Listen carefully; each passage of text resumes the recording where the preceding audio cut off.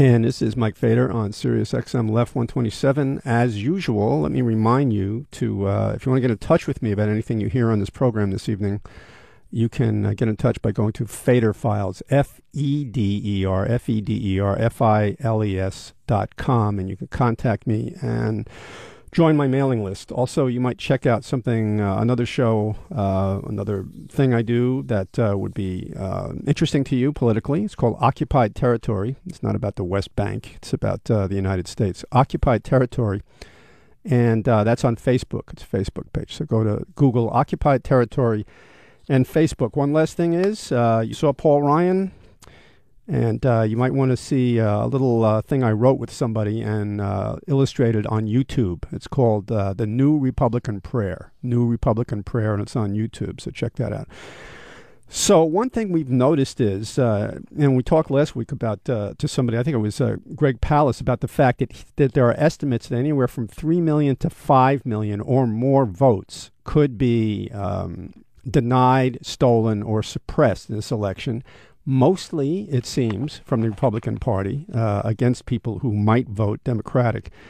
And you're aware of, if you're following the news, all these court cases and what states are doing, governors, legislatures, secretaries of state.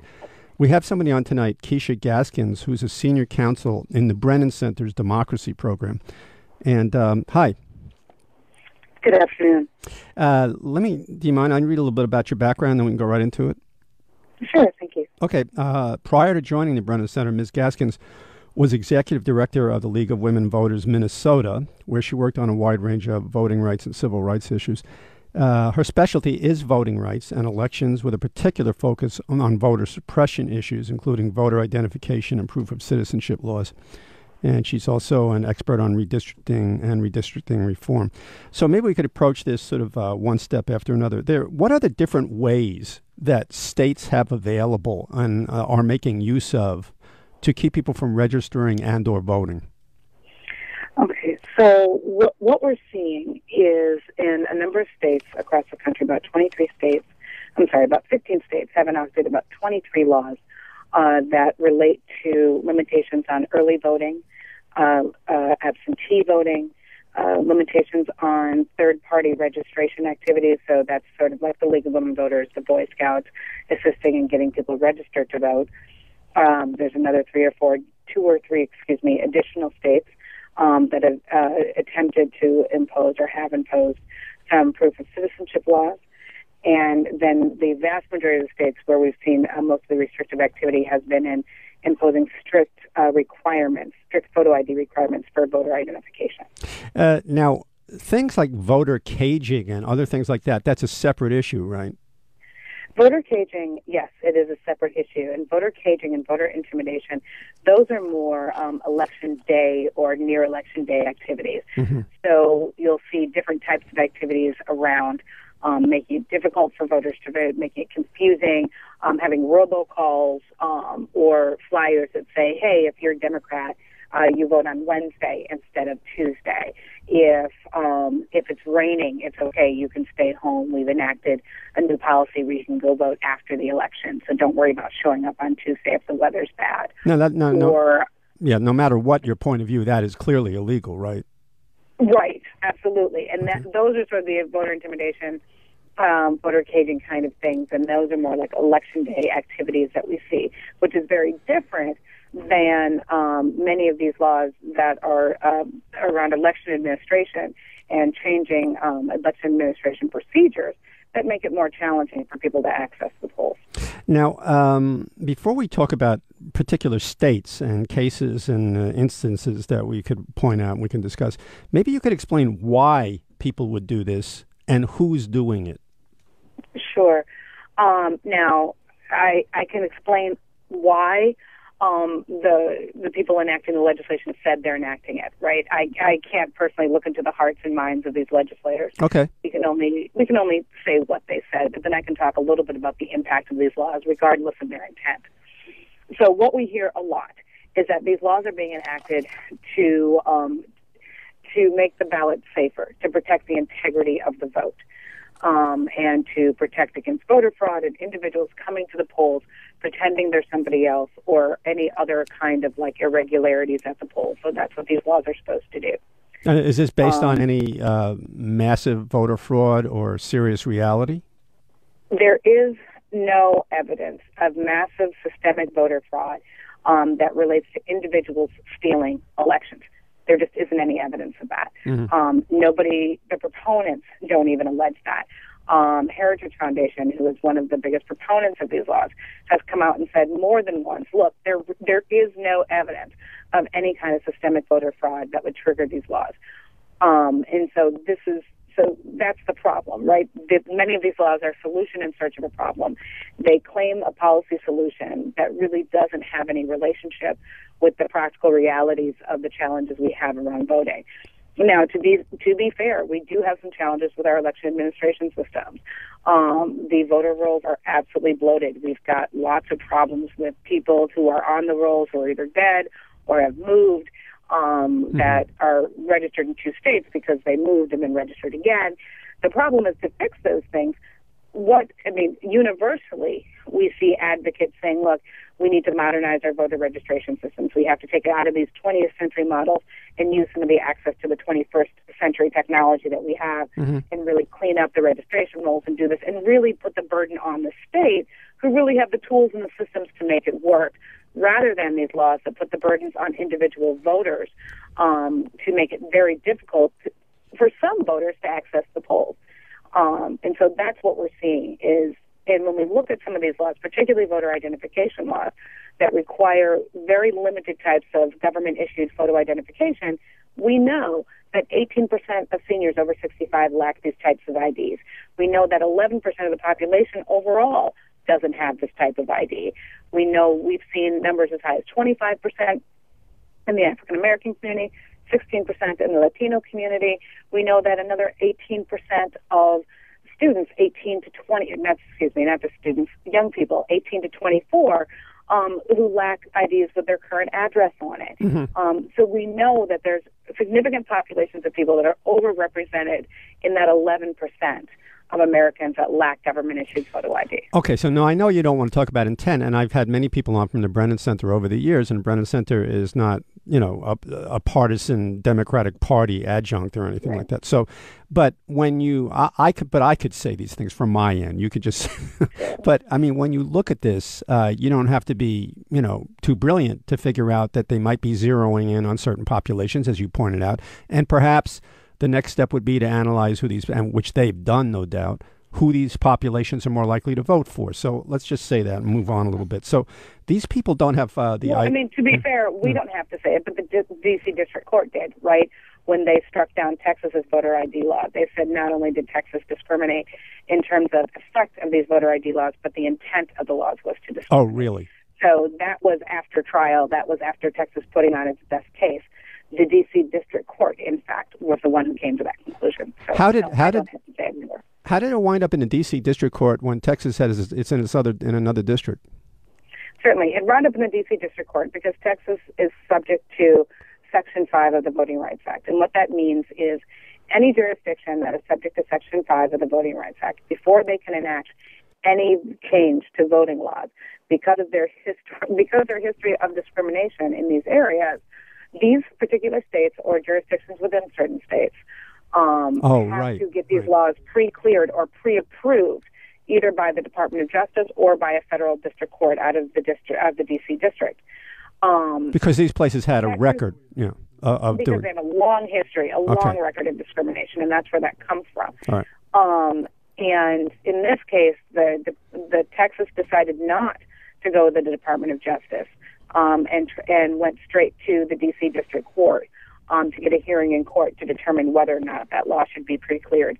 And after much discovery, after a week-long trial, oral arguments, in the best case that Texas could put on, the D.C. Court determined, in fact, Texas did discriminate in both intent and effect in enacting its voter ID law and would not pre-clear its law.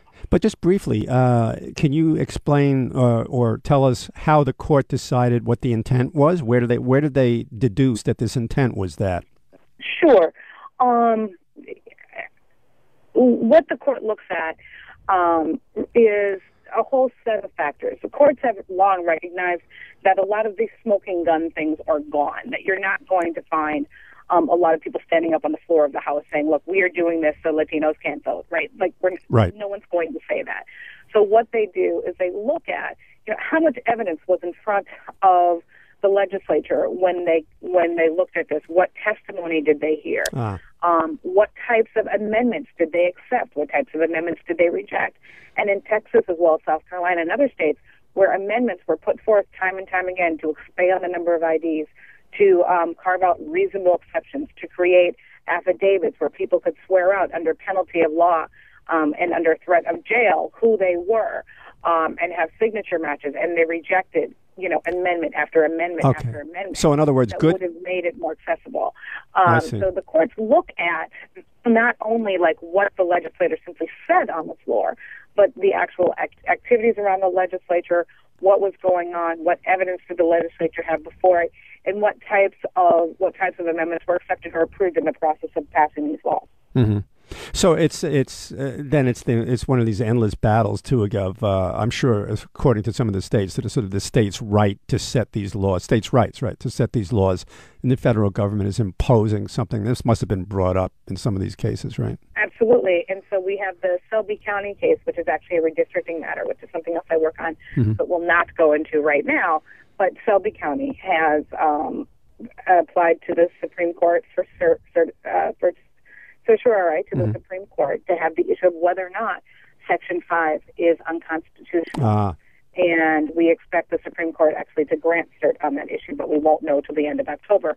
Similarly, Texas has also claimed that the Section 5 is unconstitutional, and that issue will be heard before the district court, and they've set that matter for briefing in that case as well. So you are absolutely correct. The next phase of this is what the Supreme Court is going to find or may find with respect to the constitutionality of Section 5 itself. Well, that'll be interesting considering this particular Supreme Court. However, the states that we're talking about here, the states where the Justice Department is pressing cases, the Brennan Center is involved in this too, right? Absolutely. We participated in the Texas case. We are in the pre-clearance matter in South Carolina. We were in the pre-clearance as well as a constitutional case that came up in Florida. And there are other cases we're involved in with some purge issues on the voter rolls related to Colorado with Secretary of State Scott Gessler. We're also watching very closely the litigation in Wisconsin. And the appeal in Pennsylvania will be coming up in about a week or so. There is, and look at what the Secretary of State, apparently the Secretary of State of Ohio is back down from setting that rule, which was clearly discriminatory, right? I mean, he's backed off that. The court came out, as I'm sure you're aware, there was a more partisan lawsuit. It was brought by the Obama campaign and the Democratic Party of Ohio, challenging the elimination of the 3 early voting days prior to the election. The federal court in Ohio came back and said, look, that is a violation. They enjoin the state of Ohio from eliminating those 3 early voting days. Houston attempted to then eliminate them on the theory that if it was appealed, it would be confusing were the decision reversed. The federal court leaned on Houston, and he backed off. And understandably, those 3 early voting days will be available, at least as of today, in Ohio. Well, I understand that not only did he back off, but I didn't look at the actual words, but somebody said he issued an apology, but I don't really know. I mean, when you issue an apology for something, it sounds like you thought you did something wrong, but who knows? What about Pennsylvania? There was a district court judge there who seems to be swimming against the tide, right? Certainly. Well, I mean, let's start with the district court in Pennsylvania decided this decision under the Pennsylvania state law. It was a 70-page opinion that was lengthy. There certainly are a number of issues within the opinion that I think are ripe for appeal, and we're going to see that appeal to the Pennsylvania Supreme Court in about a week. That'll be heard on September 13th. Okay. So as far as Florida goes and some of the other states, it looks as if the federal courts are generally deciding that these laws are not correct, that they're either discriminatory or they impose too heavy a burden on people, correct? Absolutely. With the third-party voter registration actions, you saw a federal court in Florida say, look, not only did it violate the First Amendment rights of legal women voters, Rock the Vote, and other civic, nonpartisan civic engagement groups, but it also violated the National Voter Registration Act. So it was a violation not only of the Constitution, but a federal statute. And then there was, of course, pre-clearance in the changes to the provisional balloting procedure, but only after, in the course of litigation, Florida agreed to count every provisional ballot that was presented. And the court said, well, given that, then yes, we will pre-clear this particular change. And so there's been agreement, modification, trial, and we saw the same thing, frankly, in Pennsylvania, where actually they started creating new IDs that allowed people to obtain photo IDs with sometimes as little as a utility bill in order to comply with the law. Even during the course of the trial, they were creating new ways to access these resources. So I think there was a clear acknowledgement and understanding, whether explicit or implicit, that these states are backing way off these really rigid requirements.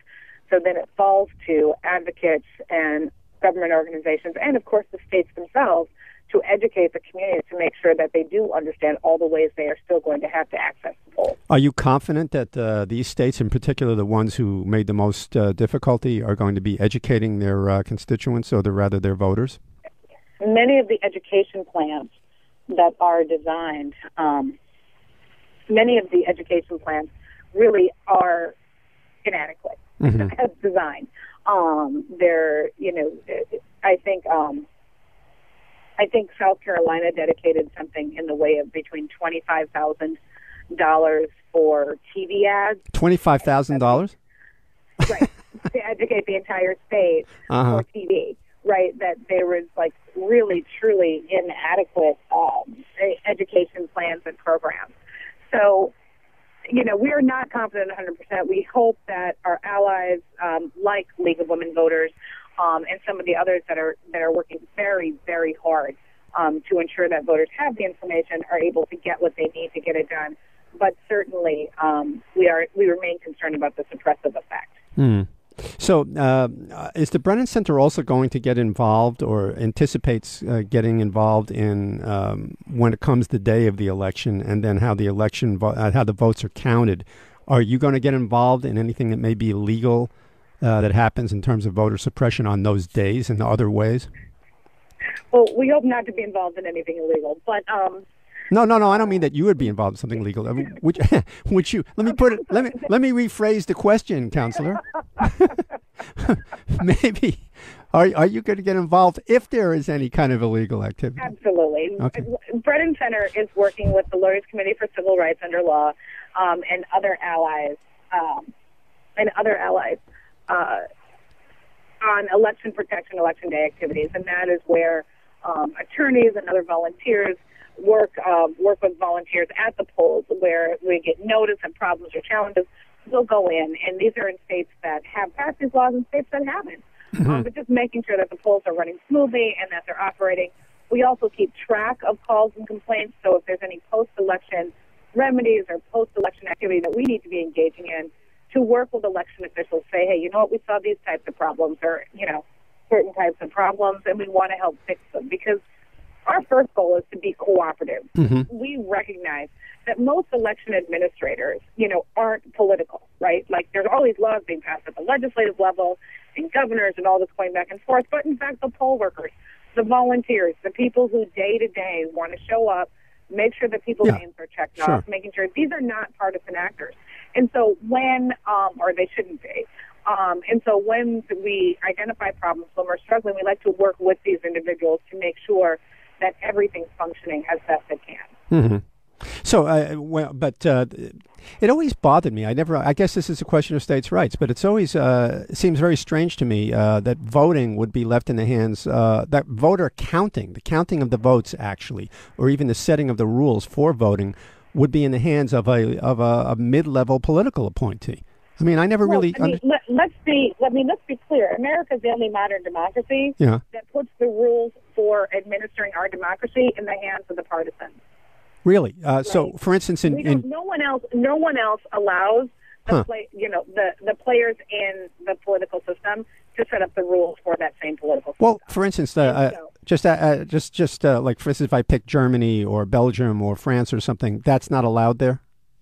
Right, they don't do it all in the same way. And I mean, every place does it differently. Yeah. But in terms of the level of access that partisan actors have to determining who can vote, how people can vote, how people are able to access the polls, America is unique. Well, unique. Oh, that's a really nice word. It's almost as if though you were playing another team in baseball, and all the umpires were appointed by the owner of the other team. Right. I mean, depending on who won the last election, right? Yeah. So it depends. So whether you look at redistricting, whether you look at voter suppression, you see high levels of engagement with the very systems that we have to abide by bipartisan political actors. And so increasingly, we believe that there's reasons and needs for reform in all of these areas. But at a minimum, that transparency and openness is a very large part of this process. And certainly not allowing partisans to be able to cherry pick their voters. Well, it's voters that should be picking the politicians, not vice versa. Well, that would be a novel system in America. But then you're talking in effect you're talking about another federal law. Each state is not going to do this, right? No, like I said, I mean there are different laws. I mean, to be fair, in terms of the laws that will now be in effect, if we're just talking strictly photo ID right now, where we sit as of today, we have Pennsylvania, Kansas, Tennessee. We have Pennsylvania, Kansas, Tennessee, right now that have new voter ID laws. I'm sorry, Virginia and New Hampshire also recently got voter changes to how voters identify themselves at their polls pre-cleared. As well as Rhode Island. So are these burdensome laws in your opinion? The changes that were made, are so burdensome. New Hampshire is not so much as burdensome as some of the others. Certainly, Virginia has expanded the list of IDs that are accepted, but most notably, Virginia has historically allowed voters who lack identification to sign an affidavit at the polls swearing out to their identity. They are no longer going to be accepting that affidavit. Really? And so there's things like that. So, like, is it more restrictive? Is it not? Hard to say. Now Virginia accepts a much longer list of IDs than they ever had before. But they've gotten rid of the affidavit. And so, is that suppressive? Is it not? For us, this is very concerning. We don't like to see these kinds of changes this close to the election. We don't like to see these kinds of changes in rules that make it difficult for voters to understand the changes. And so anytime we see changes like this, anytime we see a potential problem, we know there's a potential for suppression. And so it's just the reality of the situation, and that's where we are. If you just tuned in, this is Mike Feder on Sirius XM Left 127. You're listening to Keisha Gaskins, who's senior counsel in the Brennan Center's Democracy Program. Brennan Center is an adjunct affiliate or associate sort of center with New York University Law School. Is that correct, or am I? That's correct. The NYU School of Law. We're a program affiliate with NYU. Okay. Justice Brennan being my favorite justice, because I worked at BAI, the Pacifica Foundation, and I always applauded his dissent. His dissent in Pacifica. That case. Sure. Yeah, where he said you could just change the dial. That's the kind of guy I like. So, so basically, after this election, and you see, this is the greatest attack that anybody's ever seen, I think, maybe since the 19th century, on people's ability to vote, right? Here, okay, let me give you a quick comparison. Okay. From 1865 to 1967, from 1865 to 1967, that is basically the quote-unquote Jim Crow period. Depending on how you count, but if you look at laws that are strictly imposing restrictions on voting, there were 29 laws passed during that time. In the last 24 months, starting since the 2011 legislative session, there were 23 laws passed. And this is all based, once again, in case anybody didn't hear it the first time, it's all based on almost no evidence whatsoever, or even a statistically negligible evidence of voter fraud, correct? Absolutely. Okay. So All right, we're leaving intent to the people who have the intent, and we can make our own We'll conclusion. we'll leave the question of intent to the courts. All right. I guess that sort of about covers it. It is, of course, it's interesting to me that the Justice Department has awakened to this. I guess the laws were passed so recently that the Justice Department has gone into action. I'm glad to see they have gone into action. Absolutely. Yeah. And I mean, the Justice Department, certainly Section 5 is only limited to a certain number of jurisdictions, but certainly the Justice Department has initiated a Section 2 investigation in Pennsylvania. The state of Pennsylvania has refused to cooperate with the investigation. They sent a letter on the Justice Department sent a letter on July 23rd asking the state of Pennsylvania to produce a number of records and documents so they can see if Pennsylvania actually violated Section 2, which applies to everyone in the country, of the Voting Rights Act. On August 19th, the state of Pennsylvania sent a letter back to the Justice Department saying, we have a court decision saying that this is constitutional under Pennsylvania state law. We are not cooperating with your investigation, which is interesting because, of course, the standard for the Voting Rights Act is a completely different standard under a completely different law, and that the fact that it was found constitutional under Pennsylvania's constitution is almost, we won't go so far as to say irrelevant, but certainly isn't dispositive for an investigation under the Voting Rights Act. So that's unfolding as well. But I think it's very clear that the Department of Justice, in denying free clearance to Texas and South Carolina, while still granting free clearance to Virginia and New Hampshire, has been very thoughtful as to how it's been reviewing these laws and assessing these laws and really looking at what the states have done and the implications for minority voters in these states. You know, there's a morning after pill for unwanted pregnancies. If these fights are still going on, and then we end up with several 100,000 votes, let's say in certain swing states, and elections hinged on them, past tense. You know, it's November 7th or 8th or whatever, the day after. And is there a kind of a morning once the vote is taken? Can you go backwards in time and still contest the way that these laws and these voter suppression laws were enacted? Not really, because if the votes weren't cast, there's nothing to contest, right? When you have a recount or contested, when you have a set of ballots to recount or go back and say, we think this is cast one way or the other. But if someone's actually denied the right to vote, the harm is permanent, the harm is done, and the harm cannot be undone. Really? So in other words, if the court later on decides that a certain state's, like a federal court or appeals court or even the Supreme Court, decides that a certain state has overstepped its boundaries, it's just too bad for me if my vote was suppressed. Well, if there's evidence that a significant number of voters that could have potentially turned the tide of the election, certainly a court could, in theory, order a special election following an election. I mean, that's something that it's unprecedented, and I'm thinking in the land of theory, right? This is something that could happen.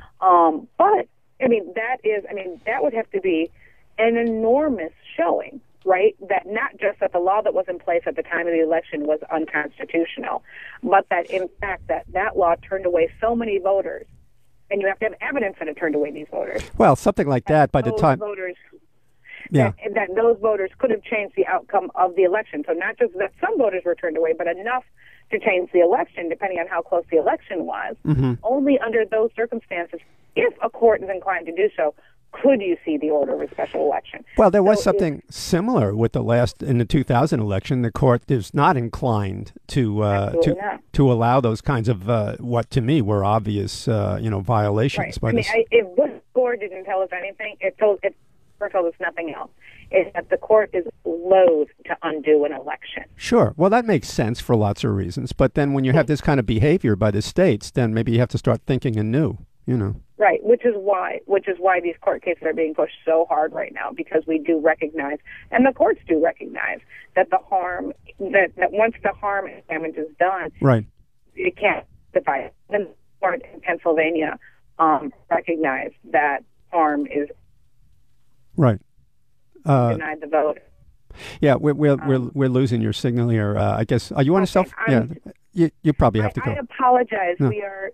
We're in the middle of a storm where we are And so, I know it's apparently a tornado touchdown in the area where we are. Oh, yeah. I saw that on the news. It's really something. I mean, but there is no climate, there's no global warming, so don't worry about it. It'll go away. No. Okay.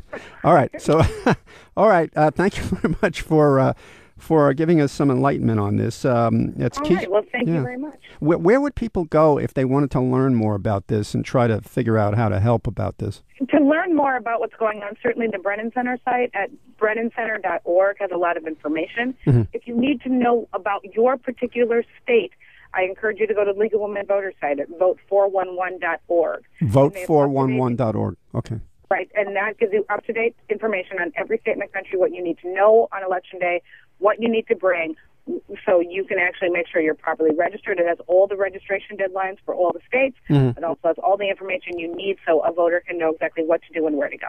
One last quick question. Do you think that there should be any ID whatsoever for people to go and vote? First of all, every state requires some degree of identification, whether they're complying with the Help America Vote Act, which has minimum requirements in every single state to identify voters, whether they have a longer list of photo versus non-photo IDs. Where Brennan Center, as a policy matter, believes that these laws go too far is when they start cherry-picking a short list of government-issued photo IDs that many voters don't have in order to choose. So, for example, when Texas says yes to concealed carry permits, but no to student IDs, right? Well, it tells us something about the kinds of voters they're trying to attract to the polls and who they're trying to reach out. That's pretty clear. Said, you know what? Right, and the court said, you know what? We believe that, and that's why we thought it was discriminatory. Mm-hmm. And so those are the kinds of laws that Brennan Center has stood up and said, you know, we have a real problem with this. But Brennan Center has never objected and never suggested that election administrators should not be doing what needs to be done to ensure that the polls are secure. Mm-hmm. That's not what these highly restrictive voter ID laws are about. Well, certainly if I was a judge and somebody came to me and said, we had to enact these laws to prevent voter fraud, and I say, where's your evidence of voter fraud? And I don't see any. And then at the same time, I see certain sections of the populace being picked on, I wouldn't have too much trouble writing my opinion, and it wouldn't be 70 pages long. But anyhow. All right, so Brennan Center is the place to check out. Keisha Gaskins, thank you very much, and good luck out there where you are. Thank you very much. Okay. Bye-bye. We are going to go to a break here, and I'd be interested if anybody out there is involved with this kind of thing. If you yourself went to register, or you know what's going on in your states, this is a national program, about if you've been denied or you've had trouble registering to vote, if you know somebody like that, or if you want to talk about what's going on in your state, I'd love to hear about it. Things are heating up here. We only got a couple of months to this big circus and to see which person gets to represent corporate America to run the country. And I'd be interested to see if you have that kind of problem. So give us a call if you have any opinion about this whatsoever, about these court cases and why people are doing it. I mean, it's pretty obvious to me, but this woman is a lawyer for the Brennan Center, which represents itself as non-political, and I believe they are non-political. I've studied their I've read their website over and over again. I've had dozens of people on from the Brennan Center, and basically they're just trying to protect people's rights across the board, no matter who they are. So I'd be interested in some calls, but we will take a break. Okay, we've got some people on the line. Call, and we will get to your calls. Hang on right after the break, okay? Just hold on, and we'll be right with you. Okay, back again. Mike Fader, Sirius XM Left 127. We have Matt from Michigan. You're on. Yeah, hi, Mike. I'm just making my bundle drops. I walk in a hotel. I see there's a tornado in Queens. Yeah. Oh, nothing to see here. Move along. Yeah, right. No global warming. No. The whole Earth's on fire, and I just like sleepwalking through this. Anyway, about 4 weeks ago, we had a small election here, and I literally voted for drain commissioner and county clerk and some really tiny posts. And there's hardly any Democrats that ever even run. Most of it's just a slate, and I can't even vote. But anyway, I voted at the same place as a rural area.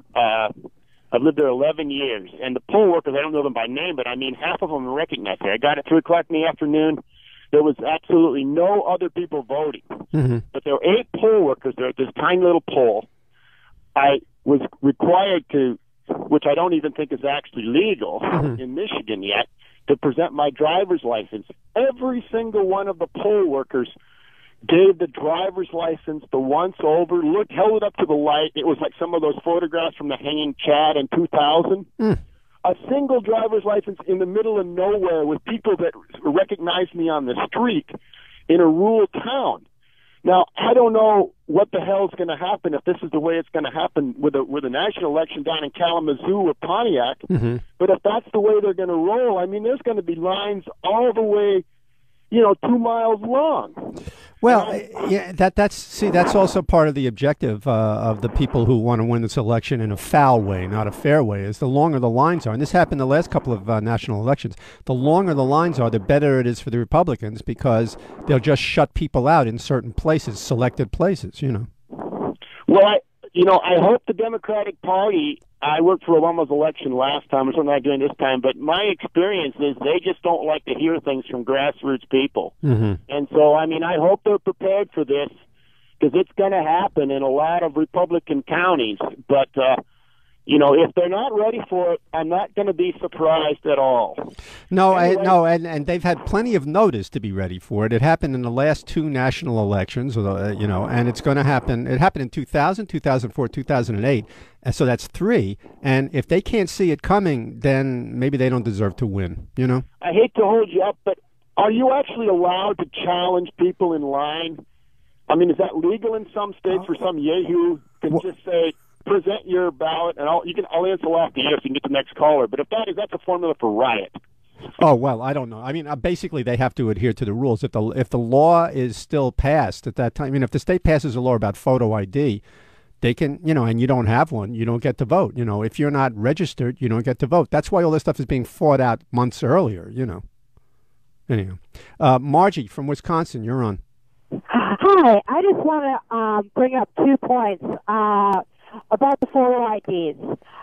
This is going to disenfranchise more than just the elderly. It's going to disabled and students. A lot of these IDs, you have to have an address to get the ID. Therefore, people who are homeless are not going to be able to vote at all. Think about all the people who have gone through foreclosures lately. I don't think my ex-husband can vote this year because his home has been foreclosed on, and he's bunking with friends. Oh, so he doesn't really have a quote-unquote legal residence, therefore he can't register.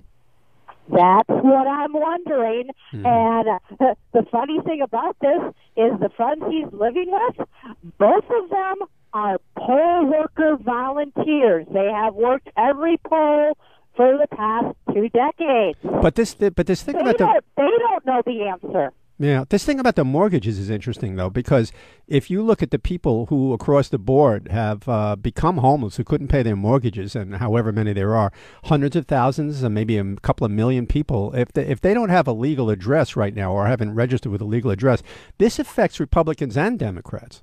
Florida, during the last election, was sending their clerk of courts or whoever runs the polls.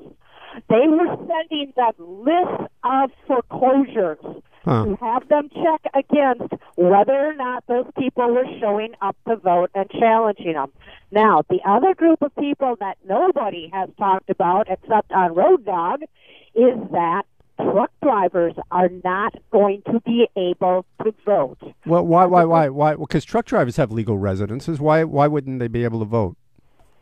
Because we're not going to be home on voting days because we go out for a month on end. And the way they have changed early registration, or between early registration, changing the rules of early voting and absentee voting. I ran into this during the special election in Wisconsin. I was home about 2 weeks before the election. The ballots were out for early voting.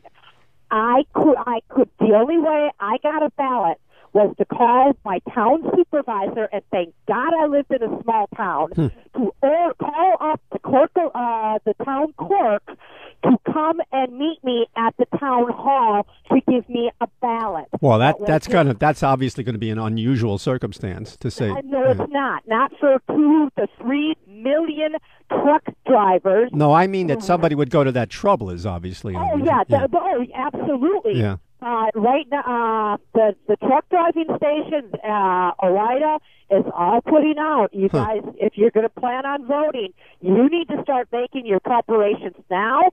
A lot of companies, you can't take a day off. You have to take a week at a time off. So if truck drivers want to vote, they might have to take their week vacation to do it. Well, since you've been doing this for a while, you've been driving for a while, obviously. So if you were to look at a cross section of, I don't know, thousands of truck drivers, are they more Republican, Democrat, or Independent? They're actually probably more Republican. So that's a backfire. It could backfire on them. That's not my point. My point is a profession is being disenfranchised from our democracy, and that is reprehensible. All right. Thanks, Margie. I'm going to move on and take some more calls. So take note, truck drivers, and there's a lot of truck drivers that listen to this show and to Sirius in general. Let's go to Ken in Massachusetts. Hi. I think we're talking about a situation that gets glossed over here. I think it's a two-pronged problem. One is the registration process, which, has some identification requirements. But then it's also the polling situation. And in Massachusetts, you show up to the poll, suppose you had already registered. You're on the voting list. Right. You show up at the poll. You don't have to show any ID. You don't have to. All you have to, you're telling your name, and they cross you off, and that's it. So right. That's how it is. That's how it is where I vote. They ask my name in my election district. I give them my name. They see it's on the list, and they don't ask me anything.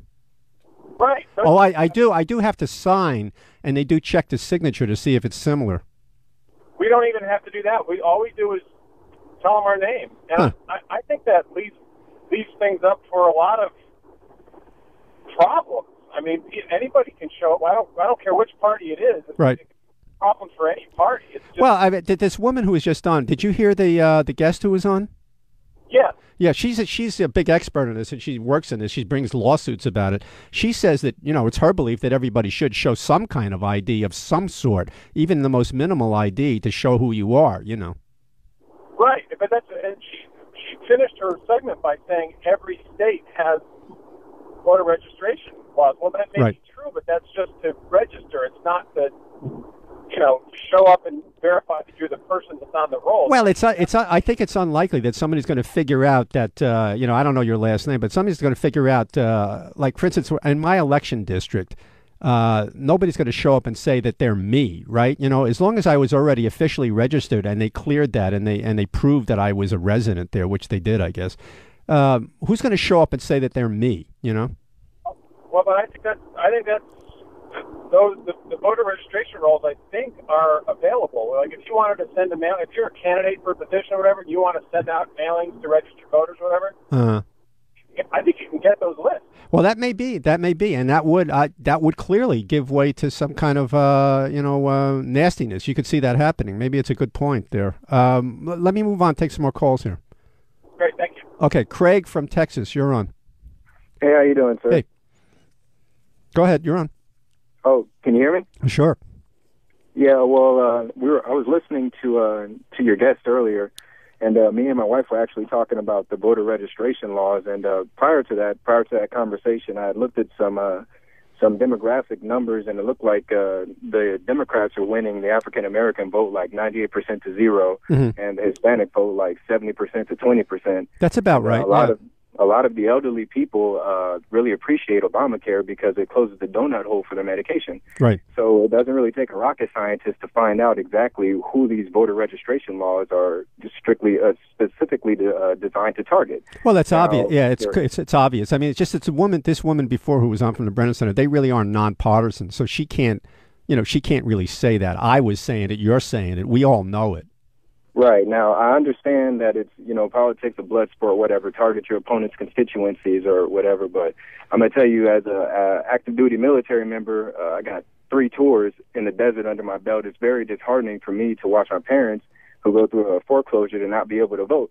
We're over there fighting for freedom and for the rights of the citizens and people that want to run for office to be my commander in chief want to take those rights away. Mm-hmm. So I can't even describe to you how that feels. It's very, very disheartening, but I don't know. Then you have to wonder what are you fighting for? I mean, that's a whole other discussion, but certainly you would think that one of the things you're supposed to be fighting for, or certainly that's what people used to fight for in other wars, was, the right to freely elect without interference the leader of your country. I mean, that's the way it goes, right? Right. Yeah, It should be the idea should be to get as many people to vote as possible so that you can truly hear the voice of the people in the country. But they don't want it. But they don't. This group of people we're talking about here, and we know who they are. They don't want to hear the voice of the people in the country. They want to tell the people what they're supposed to do. They don't want to hear from them. And you know what? Yeah. You're absolutely right about this, because if you look at it on a continuum, the next step after interfering with people's right to vote is merely fascism. In other words, you just shut down the elections after that. Absolutely. That's the next step in this process, Well, I don't want to tie you up too much. No, that's I right. just wanted to chat with you a little bit. No, I appreciate it. Thanks, Craig. Thanks for calling. Paul from Pennsylvania, you're on. Hey, Mike. Okay, first, there was a caller that said something about the signatures. Before I tell you the story that happened with my father-in-law in Pennsylvania. We only have a couple of minutes, so you got to be quick. Your signature is good enough for when you go to your bank account to withdraw money. It should be good enough to vote. Mm-hmm. Okay, that's the answer to that one guy. But you do have signature laws. My father-in-law, my mother-in-law, they're like 84 and 78. Okay, I had to go get them IDs. They haven't driven. My mother-in-law's never driven. My father-in-law hasn't driven since he was 65, okay? So the only IDs they've had are his expired credit card and her birth certificate. Now, it's 45 minutes away from my house to go get the paperwork they need, and you have to meet a point system in order to meet the stupid law we have in Pennsylvania now, unless it gets overturned. There's a point system you have to meet, which makes it hard for people to actually get the ID.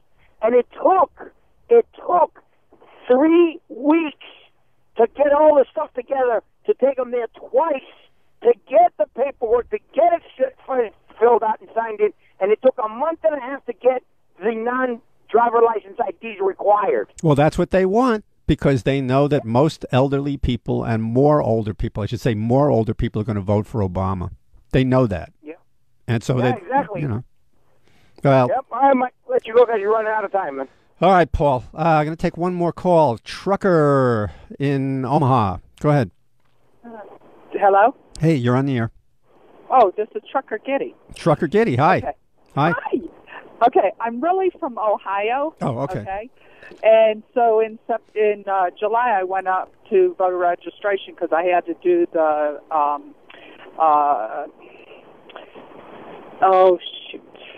absentee ballot. Oh, right. Yeah, so they'll send it to me about the 1st of October or so, and I'll have to get a load home so I can sign that to be able to vote in that.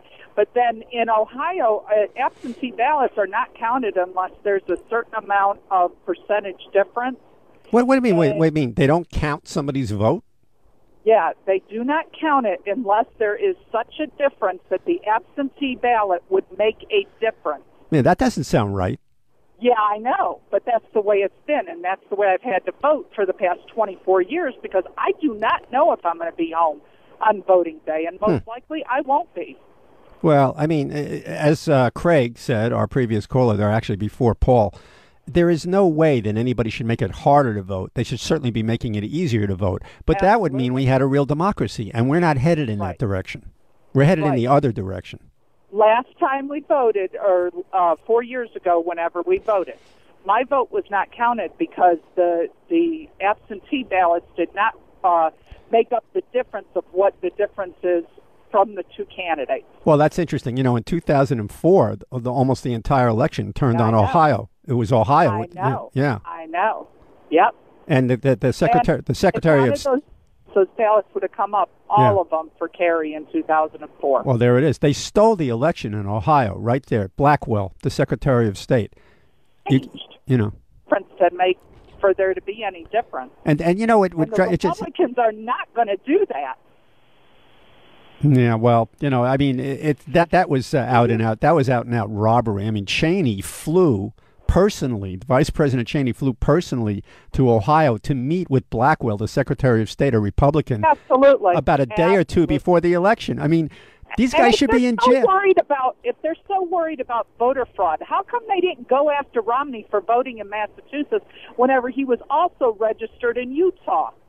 He may not even be a real American. I want to see his birth certificate. I never saw his birth certificate. Have you ever seen it? I've never seen it. Have you seen it? No. Okay. No, and his dad was from Mexico, so that makes him a Dream Act baby or something. I think he's Mexican without a birth certificate. He may even be a Muslim. Yeah. All right. Okay. Thanks for calling. Bye. See, we got that locked up. You heard it here first and last. All right. That's it for this hour. Come back after 6 o'clock. We're going to talk about Goldman Sachs, and we're going to talk about Bain with somebody who knows how to. Now, it's going to be difficult. This guy's a businessman and economist. He's going to try to explain what Bain Capital actually does, if they actually do anything. And this is, once again, Mike Fader, Sirius XM Left 127. If you want to get in touch with me, and a lot more of you do these days, which is fine with me, go to Fader Files, FEDERFILES.com. And, all right, so Mitt Romney is the official candidate. And he is his best shot is to be seen as a manager, somebody who has business experience and who is a manager and is a big success. Those are his selling points. And we have with us somebody tonight who might be able to explain a little bit more clearly what it is exactly that Bain Capital does and whether they are job creators, et cetera, et cetera. And it's William D. Cohan who's with us, C-O-H-A-N, and he's got a new book out called Money and Power, How Goldman Sachs Came to Rule the World. Hi. Hey, Mike, how are you? Okay, let me give you people a little background and then we can get into it, all right? Mm-hmm. Okay, Mr. Cohan is a former senior Wall Street mergers and acquisition investment banker for 17 years at Lazard Frères and Company, Merrill Lynch, and J.P. Morgan Chase. And he has written House of Cards, A Tale of Hubris and Wretched Excess on Wall Street, and also The Last Tycoons, The Secret History of Lazard Frères. And the new book, once again, is Money and Power, How Goldman Sachs Came to Rule the World. It's just out in paperback. He is a contributing editor at Vanity Fair and writes a weekly opinion column for Bloomberg View. Previously he wrote bi-weekly opinion columns in the New York Times and has written for many other places, appeared on CNN, MSNBC, etc. The book, Money and Power, I have not had time to read it, and it's pretty detailed, but it's essentially a history of the firm in one way, and then it's also about all the things they've become involved with over the years. But this company is a very old company. It goes back about 150 years, right? That's correct. I mean, a lot of the of Wall Street firms that are familiar names to us now, many of them go back to the mid-19th century. Their founders fled persecution in Europe and moved to the U.S. to start a new life. Mm. And that's what the Goldmans did. That's what the Sachses did. That's what the Lazard brothers did. And so that is very typical behavior and fascinating as well. Now, Marcus Goldman, who is the founder of the firm, he was like a lot of other people who came over in waves, immigrants. He was a clothing merchant. And he opened an office here. Let me quote from an article that you wrote here. It says, working from a cellar office next to a coal chute, he bought accounts receivable from local businessmen at a discount. And then it says here, his clients got quick cash and were saved what at the time was an arduous trip uptown to a commercial bank. So, and then you go on to other things. So basically he buys these accounts receivable and then he collects these accounts from the people who owed the money, right? He collects this money from people who owed the money. He was a debt collector in a way. Well, that's correct. Today we would refer to this as being in the short-term commercial paper business, i.e., but basically he bought and sold, corporate IOUs, commercial IOUs, small business. Around Wall Street there were all these small businessmen, and then the commercial banks were like a mile uptown, which seems like nothing today, but back then it was an arduous trip, and so he would save the merchants the trip of going to the bank to get their IOUs cashed out. He would cash them out at some discount, and then he would make the trip uptown and turn them into cash. And if he was smart about this, he was able to capture the spread between what he paid for the receipts, the IOUs, and what he sold them for. And apparently he did. So then it said, but later on, we don't have time for the whole history of it, but also part of the book is a description of that kind of whole life that these people lived, which is basically a German Jewish kind of upper middle class or upper class life in Manhattan around the turn of the 19th century, right, to 20th century. Right. I mean, like we are very familiar with today. I mean, most Wall Street bankers and traders, live very well, get paid more than, on a relative matter, more than other people in society, and are the ones buying, Fifth Avenue co-ops and Park Avenue co-ops and Central Park West co-ops and things like that, and live very, very nicely. Well, as a relative matter, back 100 years ago, it was the same thing. Basically, people in finance, people on Wall Street took more risks than other people, but also had the opportunity to make more money. And so, the Goldmans and the Sachses lived in these beautiful townhouses on the Upper West Side of Manhattan, and then moved, over to Madison Avenue and Fifth Avenue, and of course, as a relative matter, lived extremely well. But again, it was their own money that they had at risk, and if things worked out, we know now about Goldman Sachs because they actually happened to be very prudent, intelligent businessmen, and so managed to navigate through all sorts of problems that the firm ran into because they were clever. We don't talk about any of the number of other private partnerships that went out of business over the years because their leaders weren't that clever, and they lost money and went out of business. Yeah, I mean, obviously some people are successes and some people aren't, which is one of the things that Romney always talks about. You take a risk and either you fail or you don't fail. And we'll talk a little bit about that later on with certain businesses. Now, here in this article, you're saying the Goldman firm branched out to help arrange the public sale of shares on behalf of Sears, Underwood, Studebaker, Woolworth, Goodrich, etc., Continental Can. So in other words, once upon a time, Goldman was providing something helpful for the American economy, theoretically. They were raising money to start businesses or to expand businesses, which later on became gigantic businesses employing hundreds of thousands, even millions of people, and they helped to do that, correct? That's correct, and guess what? They still do that today. That's not something that they often get a lot of attention for, or they get a lot of criticism, in fact, but they still do that today. That is one of the most important businesses that Wall Street provides, this ability to provide capital to companies anywhere on the world, pretty much any time of the day, that need this capital to grow, to expand their businesses, to hire new workers. And that's what Wall Street does, and that's what that's one thing Wall Street does, right? That's one thing Wall Street does, and it's one thing Wall Street does very well. Unfortunately, they've gotten away from some of the things that they do so well and focused on much higher risk, much higher reward activity that turns out to be quite dangerous for the rest of us. But raising capital for their clients to grow is a very valuable service, and that's not going away. That's very important. Moving along in this article, in the late 1940s, it was one of 17 Wall Street banks accused of illegal collusion by the federal government. What was that all about? Well, it was a very famous antitrust case that the Justice Department brought in the late 40s and early 50s.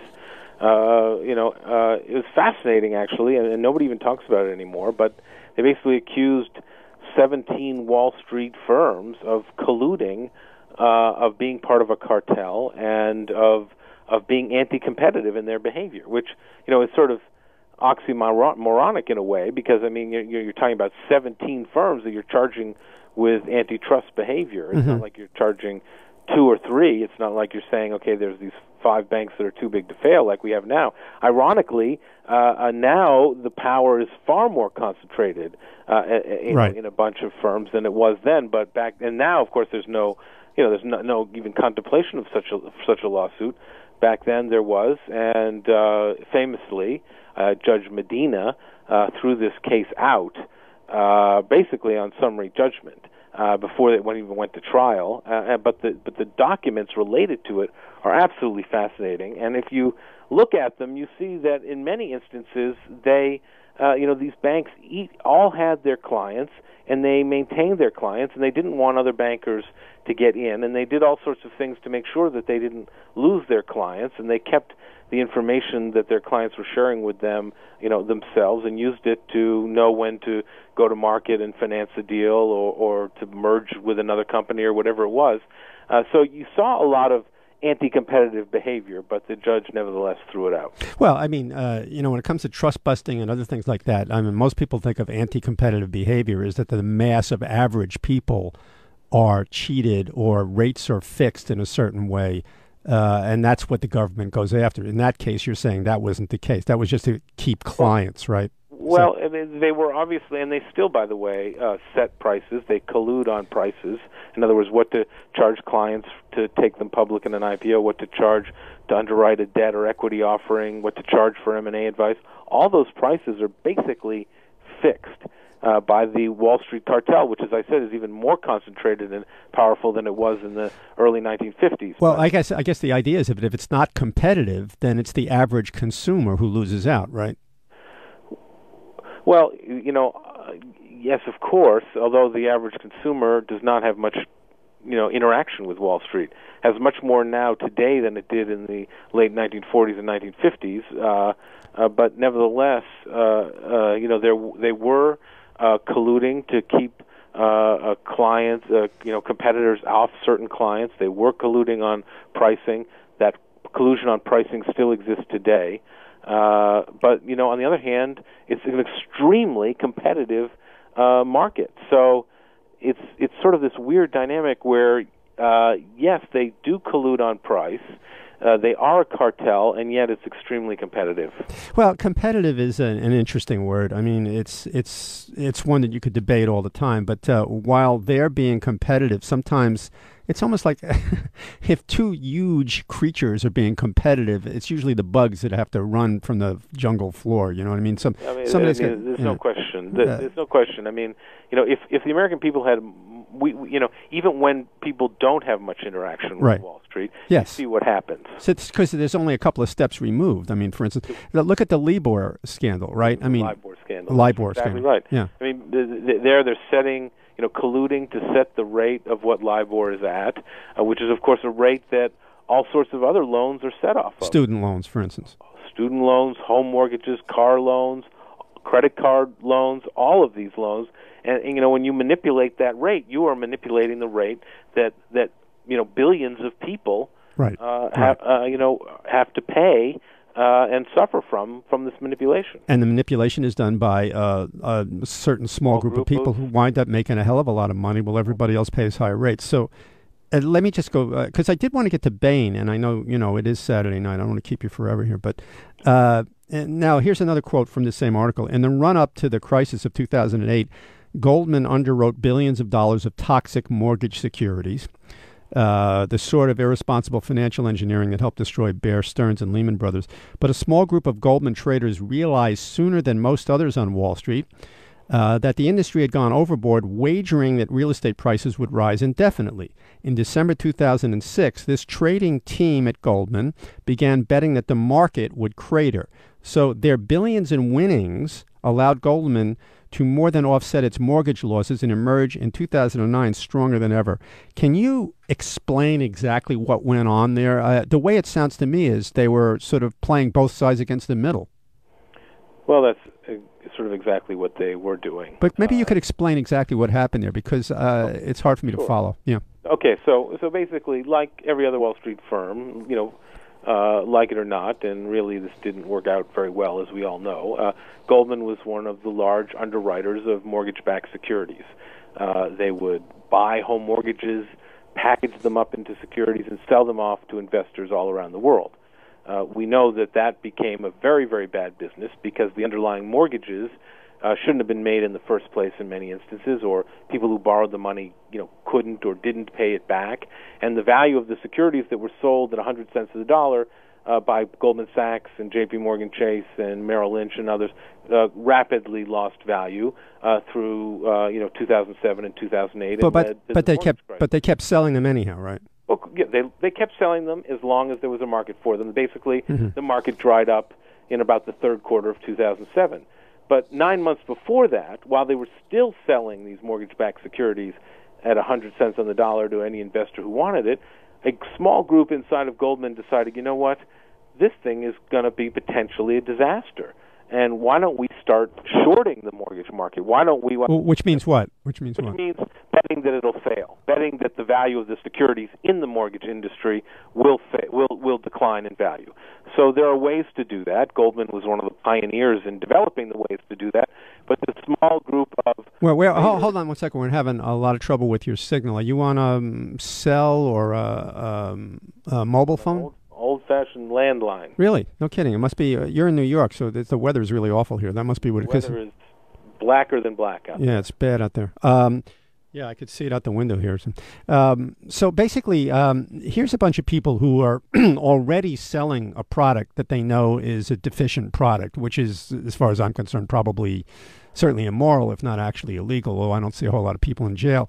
Then, to make matters worse, they start finding people.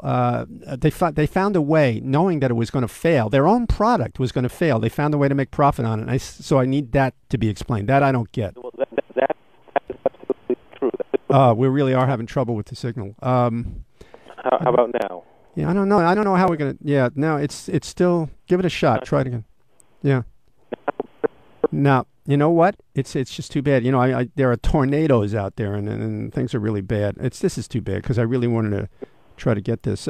Maybe you could try. Could you try hanging up and then giving us a call back here? Do you have our studio number? I'll give it to you. Can you hear me? I hope you can hear me. Yeah. Okay. It's 866-997. 4748. Maybe try to call us on another phone in the house, or try to call us on a cell phone or something, and we'll dog paddle a little bit till you get on back to us. Okay. Okay, good, because I want to get this clear for people who can hear it. Okay, sure. All right, thanks. That's you're listening to William Cohan, and he has written an extensive history of Goldman Sachs from the very beginning to now, called Money and Power: How Goldman Sachs Came to Rule the World.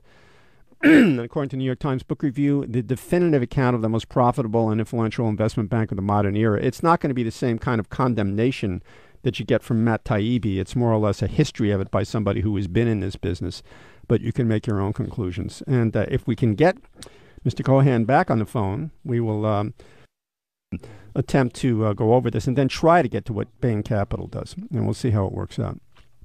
Is that him?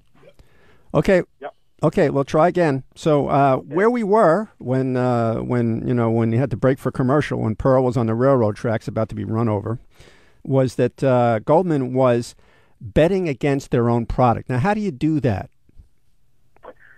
Well, okay, trust me, there are ways, and I will try to make it simple, but there are indexes that trade up and down, and they're comprised of mortgage-related securities. Mm-hmm. So if you want to bet against the mortgage market, you can bet that this mortgage-related index will fall in value, just like you can, bet that a stock will fall in value. And how do you place that bet exactly?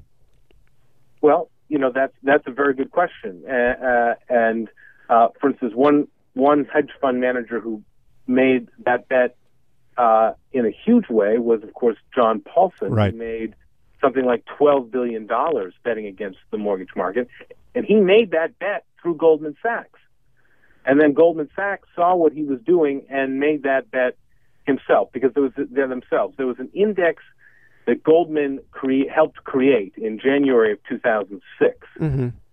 that called the ABX index, which allowed people to bet about the direction of the mortgage market. Now, I know this sounds esoteric and not for normal people wouldn't even think of it. Here I am. Let's say I have $1 billion, which is a little bit more than I get paid at Sirius, right? But let's say I had $1 billion, and I want to bet against the mortgage market. I pick up the phone. What do I do? You essentially would call somebody like Goldman Sachs and say, help me make this bet. And they say, well, here's a way you can do it. You can short the ABX index. You can create what they called, I'm sorry about this, but this is what they call them, synthetic collateralized debt obligations. I've heard of that. Yeah.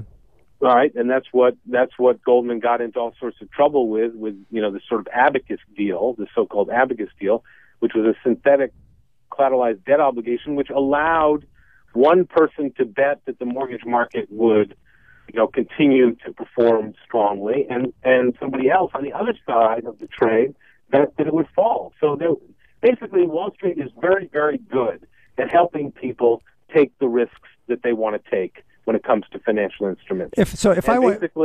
Goldman just ate its own cooking. It just took its own advice. Well, was doing and did it. So they themselves made money from they used their own money as a firm to make money, and also they certain favored clients, I suppose, right? Well, basically, John Paulson was a client of Goldman Sachs. They watched what he was doing throughout 2006. They watched the kind of money that he was making, and then basically they copied his trade. Mm-hmm. So basically, if I went into a casino, and the casino was in some way rigged or something like that, but I knew the head of the casino, and I could bet a lot of money, and they making enough money as they are, people betting, the house, the odds are for the house, right?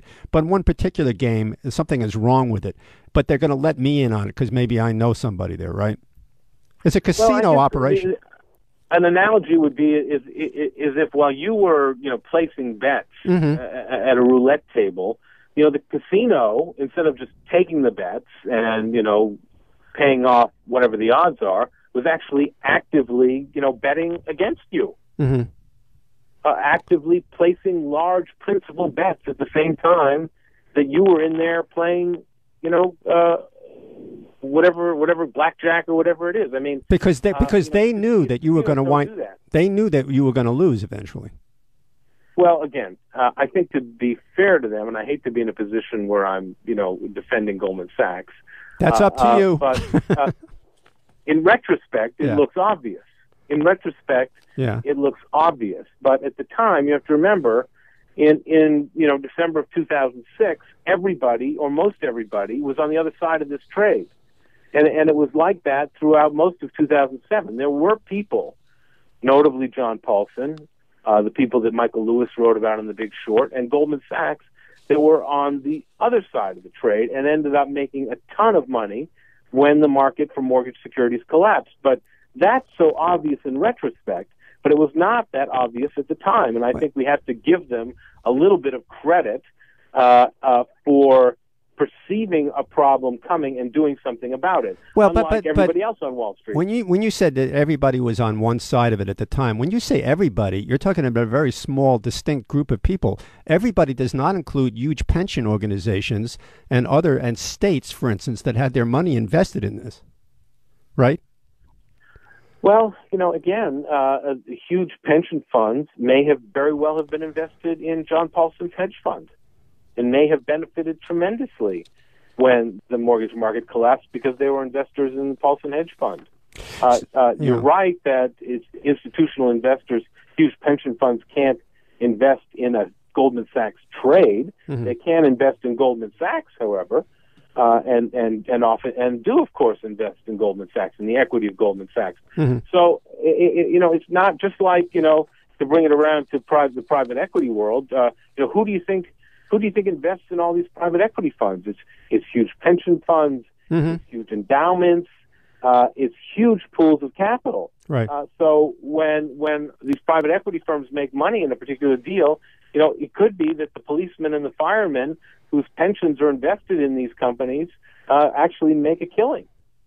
They just don't expect people to know. They don't expect the people where they are doing the investing to know that a product is bad in the first place and then bet against it. People generally don't expect that. I mean, a cop does his job and doesn't expect somebody at Goldman Sachs know how to make an arrest, right? Everybody sort of seems to base their activities generally in the world on trust, correct?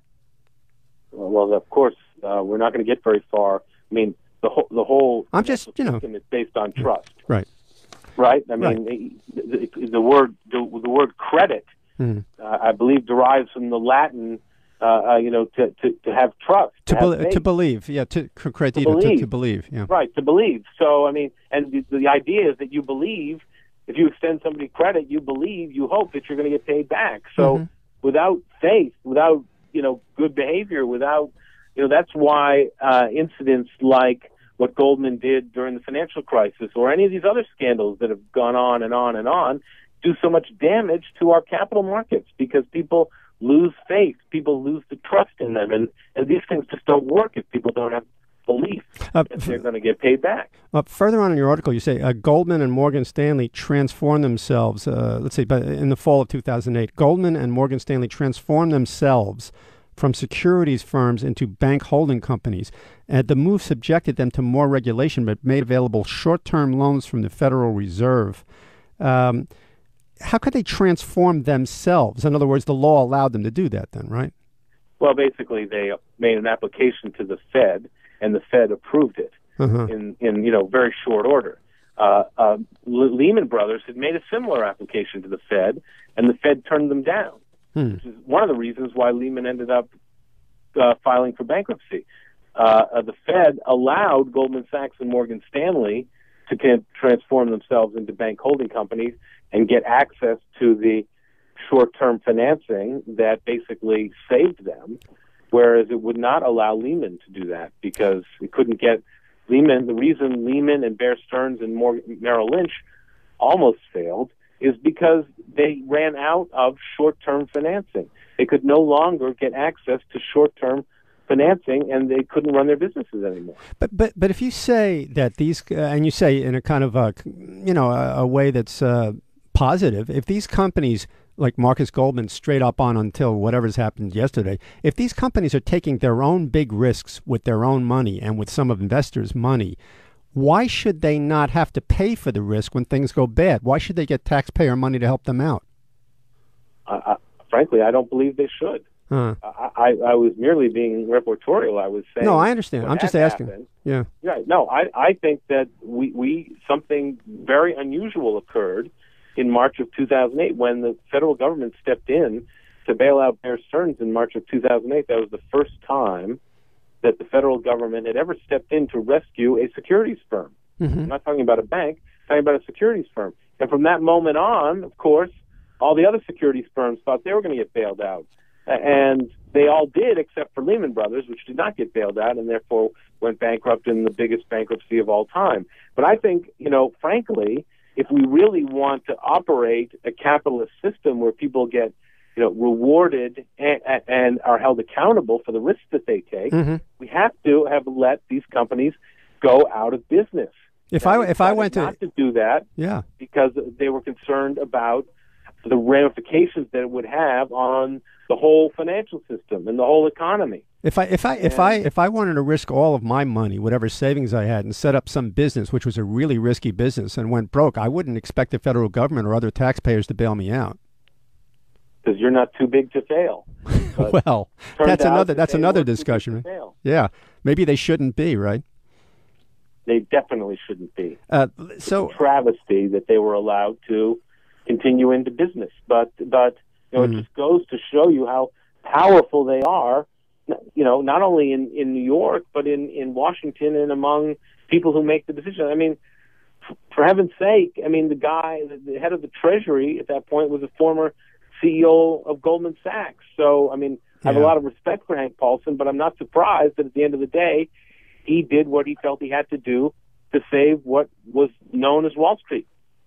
If you just tuned in, you're listening to William D. Cohan, Cohan, and author of The Last Tycoons and House of Cards. And his new book, which is out in paperback now, it was out, but then came out in paperback recently, Money and Power, How Goldman Sachs Came to Rule the World. Do you mind giving us in a couple of minutes to try to explain a little bit about what Bain Capital is? I mean, what kind of company is Bain Capital? How did it start up? What does it do? Bain Capital is one of more than 100 of so-called private equity firms that are in the business of buying and selling companies, buying companies that they think either are undervalued or can grow above sort of GDP growth rates. Basically, they're in the business of buying these companies with borrowed money and with money that comes from their investors. And then through the alchemy of taking these companies private or buying divisions of these companies and loading them up with debt, and then if the companies continue to perform, and continue to make money, they use the money from the company itself to pay off the debt that they borrowed. So the debt slowly but surely gets eliminated, and then as a result, by the alchemy of accounting, by the alchemy of mathematics, by the alchemy of the private equity world, the value of the equity that they put into the business rises as the debt gets paid off. If the company is doing well and they can pay their debt. Right. That's right. Yeah. And now also they get paid very large management fees for doing this, right? It's basically the greatest business ever created known to man. I mean, greatest. Could you define what you mean by greatest? Well, I mean, if you want to get fabulously wealthy with taking very little personal risk, you can't really do much better than being in the private equity world. So here now, let's tell you. Now you wrote a whole article about a story here about a company called Armco Steel, right? And this is and use this as an example for how Bain Capital operates. But let me go over it again. So Bain, let's say they have a few $1 million, but they want to buy a company that's worth $75 million. So they go to some place, I don't know what, a bank, Goldman Sachs. A bank. Goldman Sachs, and they get Morgan Chase. So they get their own. They get heavy investors of their own in there who are part of their, who invest in their company. People who have millions or tens of millions of dollars. They go to Goldman. So they borrow something like 80-90% of the money to buy this company.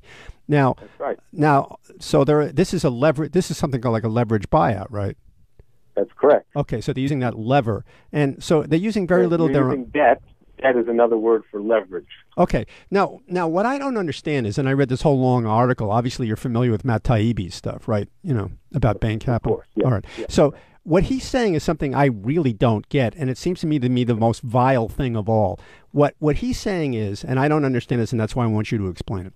So they buy his company with other people's money. I understand it. Then they load a company up with debt. Why do they do that, and how do they do that? How can they load a company up that they own now? In other words, they don't have to pay the debt, the company does? What's the distinction if they bought it? So they buy a company. Yeah. Say they buy, and Bain is one of the investors in, say, Dunkin' Donuts. Okay? Correct. All right. They buy Dunkin' Donuts. Regardless of who owns the company, regardless of who the equity holders are, regardless of who the shareholders are, a company on its own balance sheet, because it has assets, because that can be levered, that can be borrowed against, is able to borrow money on its own balance sheet, and then that money can be used to pay the initial purchase price, or, as in the case that Bain likes to do, it can be used to pay the equity holders, big dividends. So, but wait, shouldn't the money I'm sorry, because I don't understand these things. Shouldn't the money that a big company borrows be to expand its operation, to grow, rather than to pay off investors? Well, you would think so, yes, but there basically are often very little rules about what a company can use money that it borrows for. Yes, and basically, if you look at a debt prospectus, it often just says the money will be used for general corporate purposes. Well, that can be anything. Okay, capital expenditures to build a new plant and equipment. It can be used to hire more people, or it can be used to, pay a dividend out to its shareholders. So when Goldman Sachs invested in a company long ago, if it was Continental Can, they invested in the company with their money or their investors' money, and hoped that the company would get bigger and bigger and bigger, so their investment would be worth more. And when the company got bigger, there were more jobs available for people. It sort of expanded the opportunities for everybody to make money or to get a job, maybe even a good job, who knows. But what Bain Capital is doing is different than that, right? No, I would say Bain Capital is buying companies, and it hopes that they will grow and make more money and hire more people and build new plant and equipment or open new stores, whatever it is. Bain is, of course, hoping that the companies that it invests in will get bigger and will be very successful. But if they don't, I'm sorry. Go ahead. Well, but they also don't mind along the way, and they've shown that they've done this over and over and over again, is, while the company is sort of in the early innings of becoming successful, what they like to do is load the company up again with debt, pay themselves a big dividend, so that basically they are playing with the house's money. They've paid themselves back the initial equity they invested in these companies, and they still own the company. So, if the company continues to grow and do well, they'll make a huge amount of money. And each year they also get managed into bankruptcy. Then they will at least have gotten their stake back. And that's what happened with this Armco steel deal that I wrote about and other people have written about. That's what happened in Bering Dade that people have talked about at the Democratic National Convention, AMPAD that the people have talked about at the Democratic National Convention.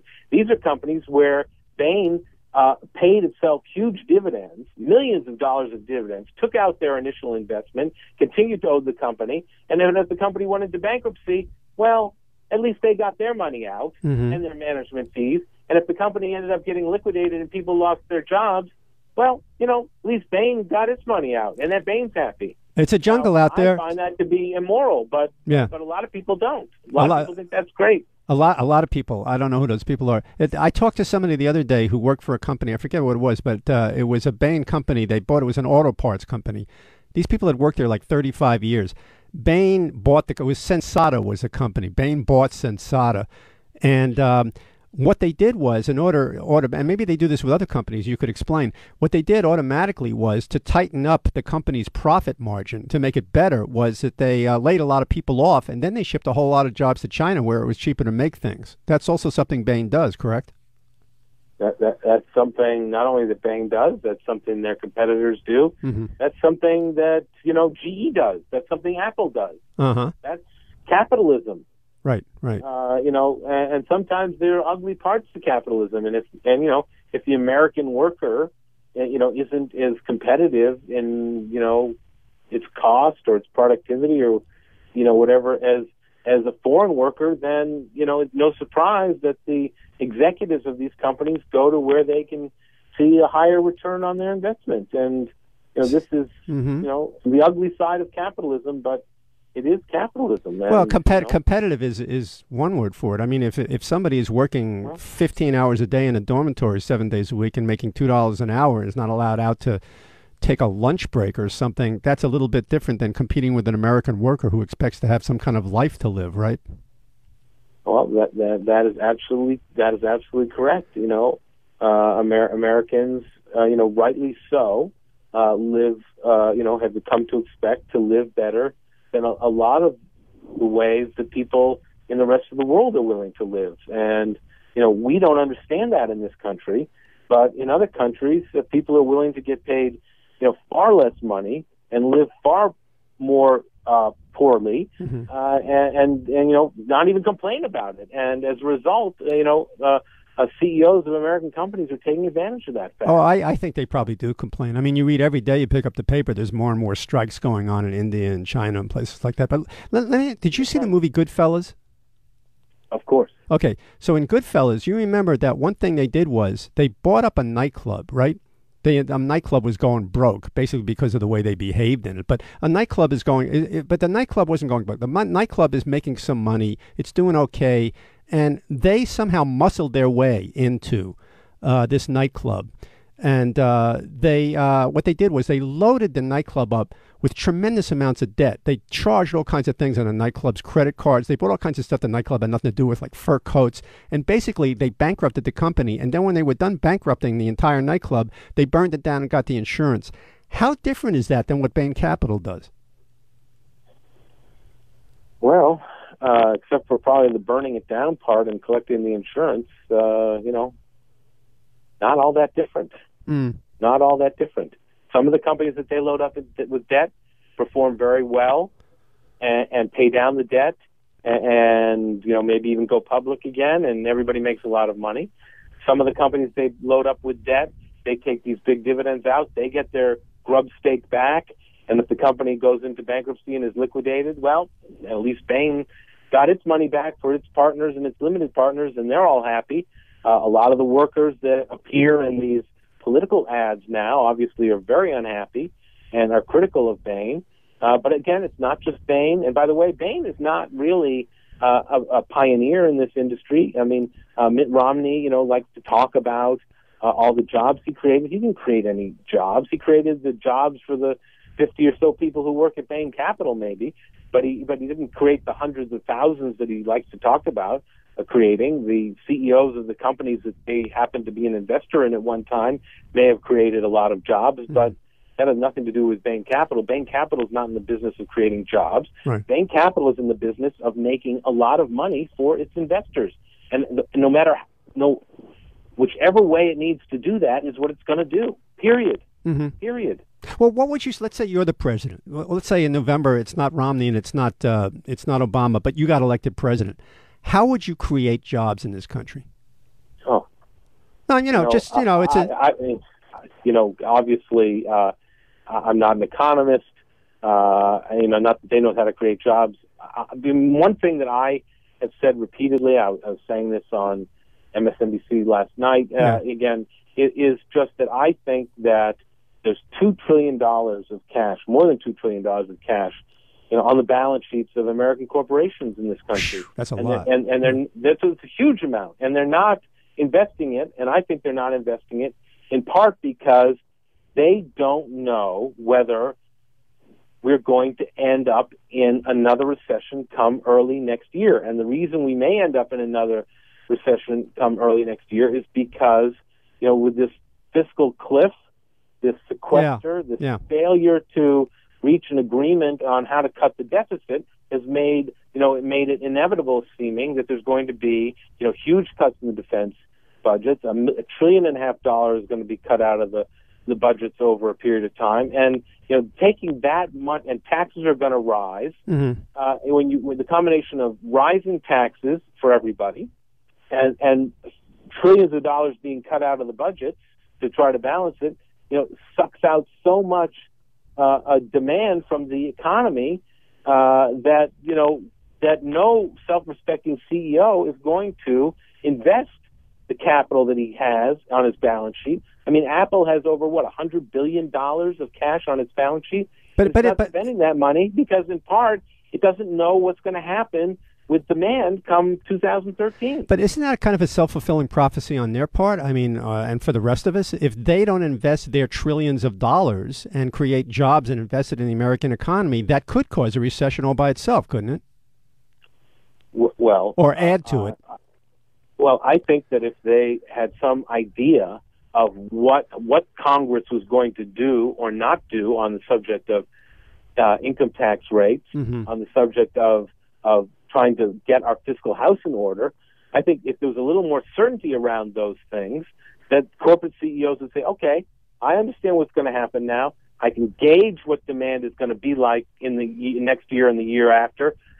If I think there's going to be demand for my product, I'm going to start, expanding to meet that demand. That might mean more plant equipment, hiring more people to do jobs, paying people more, whatever it means. I might be willing to do that. But that would create demand. Knowing that. But that would create demand if you hired more people and paid them, right? Well, of course, because people would have more money to spend on goods and services. Right. But by not doing that, the same is true. The opposite is true. By not doing that, and the reason they're not doing that is because they, in my opinion, is they don't know what's going to happen with the federal budget deficits. They don't know what's going to happen. Our income tax rate's going to stay at 35%, or are they going to go up to 39.6%? Our capital gains rate's going to go up, or are they going to stay where they are? When you don't know, what kind of disposable income people are going to have as a result of tax policy, then unfortunately, if you're a CEO of a firm, you're probably going to be very cautious about spending money. Yeah, well, I guess I understand that. So there we have Mr. Romney running as an excellent manager, a business expert, and a job creator, and you're not really sort of buying that so clearly, right? I know. I don't buy that at all. What I do buy is that he was in the right place at the right time. Uh-huh. He rode the private equity wave. He made a fortune for himself and his partners, and leave it at that. That's what he's done. Mm-hmm. He hasn't created jobs. He doesn't know how to fix the economy. He's obviously made that clear. He doesn't know what he's talking about when it comes to trying to fix the economy. All he's arguing is that he's better than the incumbents. Well, I mean, that might be a winning strategy, but to pretend that you're a job creator, he doesn't even talk about that anymore. No, he doesn't. I noticed that. Yeah. But to think he knows how to fix the economy because he took advantage of a private equity industry that made hundreds and hundreds of people fabulously wealthy, I mean, is preposterous. Mm-hmm. He was in the right place at the right time, and he rode that wave to being worth $500 million. Well, you know what? That's what he's done. At least he's paid 13% in taxes. You got to give him that, right? That's true. He's Absolutely. paid 13% in taxes. He's learned how to take advantage of Cayman Islands tax shelters, Swiss bank accounts, gift tax. I mean, he's done every trick in the book. You got to give him credit for that. Absolutely. Credit where it's due. So credit where it's due. At least he gets credit if I don't. Okay, so the book is Money and Power, How Goldman Sachs Came to Rule the World, William D. Cohan, which is a pretty complete, I'm saying this having just skimmed the book and read a whole lot of reviews and articles about the book. If you really want to know about Goldman Sachs, this is the book to read.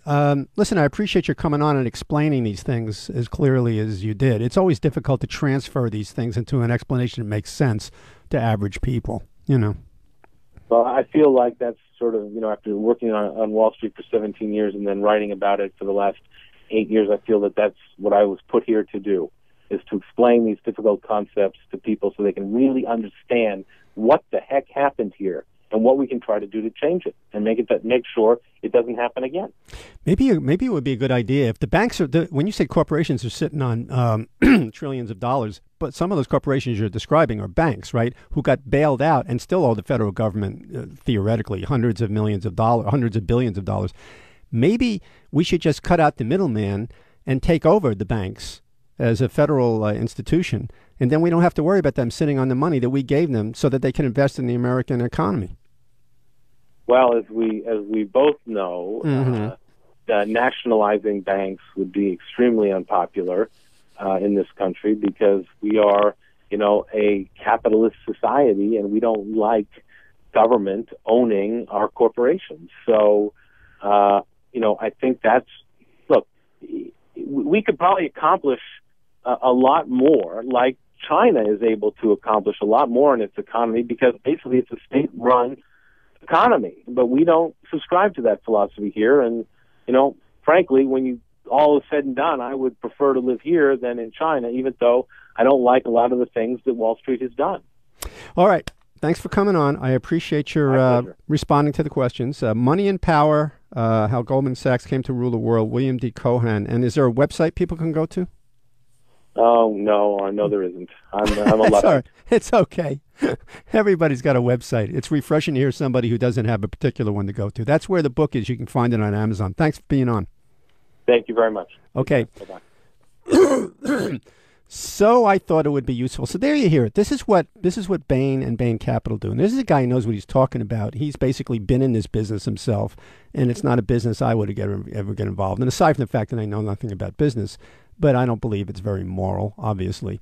And what Mr. Romney has done is, in his slick huckster way, his totally narcissistic, insensitive, immoral way, is basically made a tremendous amount of money by borrowing money to buy companies that he didn't care what the company made or what they did. It could be bullets or it could be donuts, it could be poison gas or it could be toys. He didn't care. The man is totally amoral. He's not even immoral, he's amoral. And what he does is he loads these companies up with debt because they are the management now, Bain, right? They control the shares and the boards of directors. They borrow tens of millions, hundreds of millions of dollars from other places, banks and other places, and then these companies have to pay off the debt. They find themselves unable to even service the debt or pay it off. What do they have to do? Lay off a lot of workers or sell off parts of the company or go bankrupt to pay off their creditors. Bain and his pals and Romney make millions, hundreds of millions of dollars, billions of dollars, and the regular human beings, the regular Americans, regular voters like you and me, regular workers, regular people get fucked. They have no house. They have no job. People are working in places 30, 35, 40 years in a plant. They got a house. They've got paying off their kids' college education. They're screwed. They go broke. People kill themselves. They wind up in mental hospitals. They wind up in clinics. They wind up as drug addicts. And this is what you can thank Mitt Romney for. And for that matter, that's what you can thank capitalism for. Obviously, Mr. Cohen here, who we just talked to, is a guy who made a lot of money doing these kinds of things. And, we never took a break? Oh, boy. Speaking of capitalism, let's go straight to a break. I was getting carried away there. I thought it was a socialist country.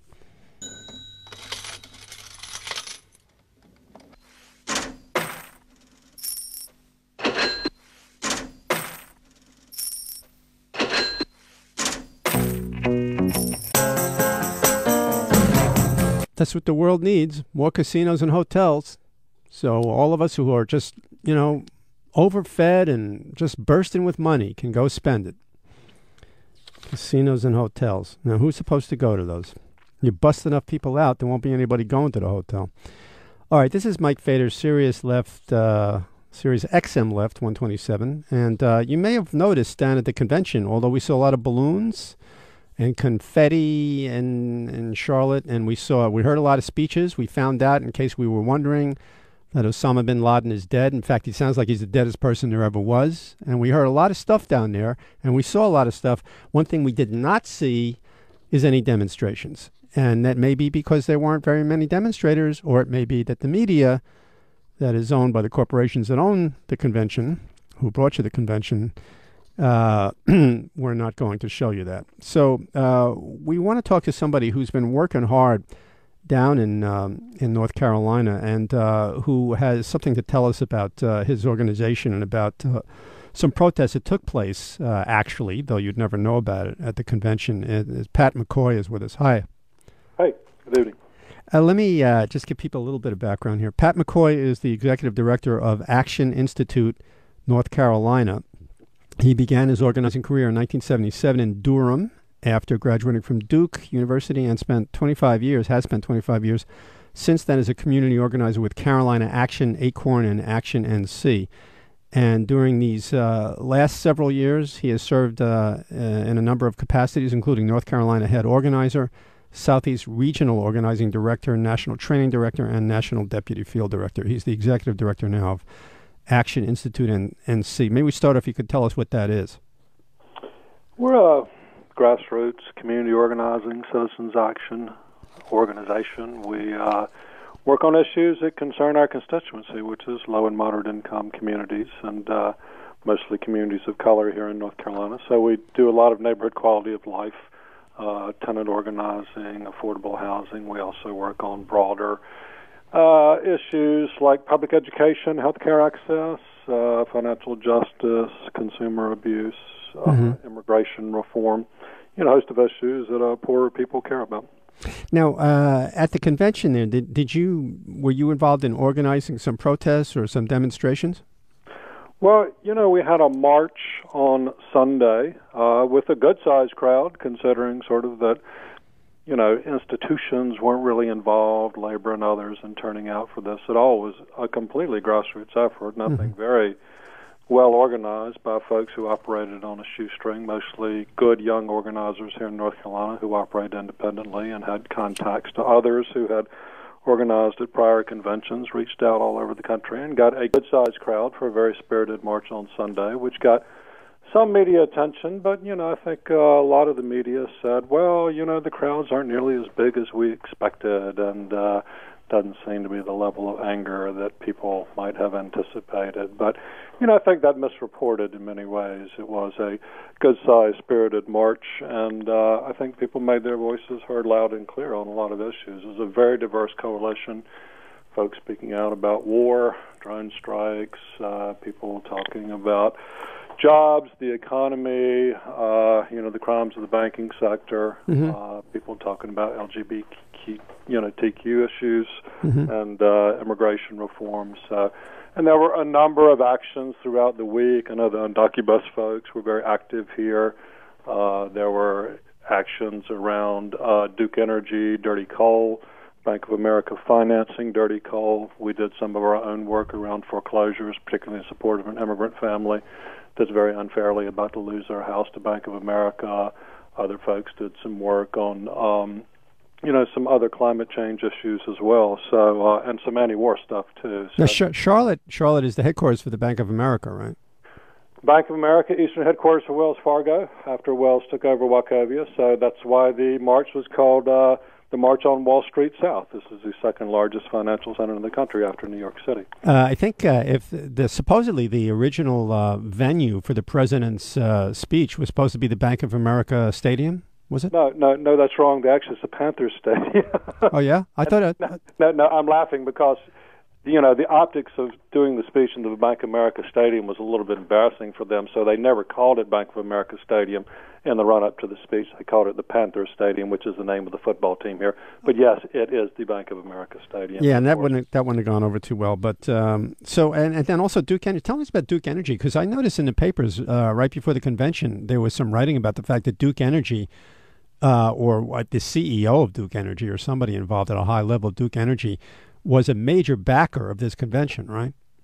Very heavily involved in recruiting to get it to Charlotte. Also, I think they offered up a $10 million loan guarantee in case there was some shortfall in raising money to make it happen. So, yes, he was very much insinuated in all the work and the financing of the convention. And his name is Jim Rogers, and Duke Energy has recently become the largest utility company in America now that they have swallowed up the other big power company here in North Carolina, which is called Progress Energy. So, they're very heavily involved in mountaintop removal in West Virginia, a lot of other controversial things that many people are taking action against here in North Carolina. A lot of good groups have really come together over the last few months, done a number of very creative, hard-hitting actions around that against rate hikes, against coal. And so, it's an exciting time to be down here. And, of course, some of that is the fact we're a battleground state, and people are paying attention to what goes on in North Carolina. Is North Carolina a toss-up state as far as the election?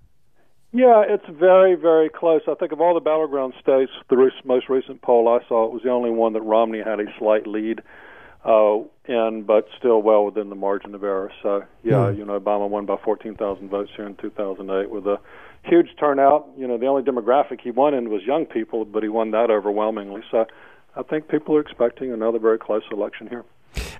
Did you or have you worked for Obama in the past and when he was running? Like a lot of folks, we certainly got out and we did mostly nonpartisan get out the vote work in 2008, but we also did a little bit of partisan work as well to the extent we had funding for it. That was as Action NC. And, I think we're excited about seeing some change come forth after 8 very, very hard, dreary years for the entire nation. Did you see a lot of change? Not as much as we'd hoped for. We haven't seen much change in Wall Street regulation. We're happy for the Dodd-Frank bill. It's a modest bill, which obviously is necessary to rein in some of these abuses that, almost drove the entire world economy into a deep depression. There are a lot of things that we all wanted to see happen, which haven't quite gotten. I don't really notice. I haven't seen any really high-level bankers in jail. Not a single one, even though the president did announce this mortgage fraud investigation force at the State of the Union, and we're all holding our breath, waiting for some indictments, waiting for some civil suits. Eric Schneiderman is one of the people working on that. He certainly has done good work in New York, so we're not despairing that good things can't come out of this, but it's been a very slow process. One of the things we say about it, which is true, is that until just very recently, there were more people from the Department of Justice investigating whether or not Roger Clemens, as a baseball pitcher, lied to Congress about steroid use than were on the DOJ investigative task force looking into the entire misconduct of the financial services industry. Why do you think that might be? Well, they're obviously very powerful. We're all somewhat disappointed with the appointments that Obama made early on. People are very close to the financial services industry, the big banks, to Wall Street.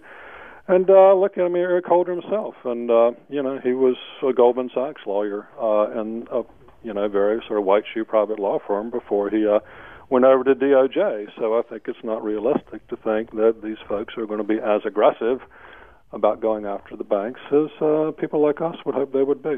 So we need to keep pushing on this. So when you go to vote this November, who are you going to vote for?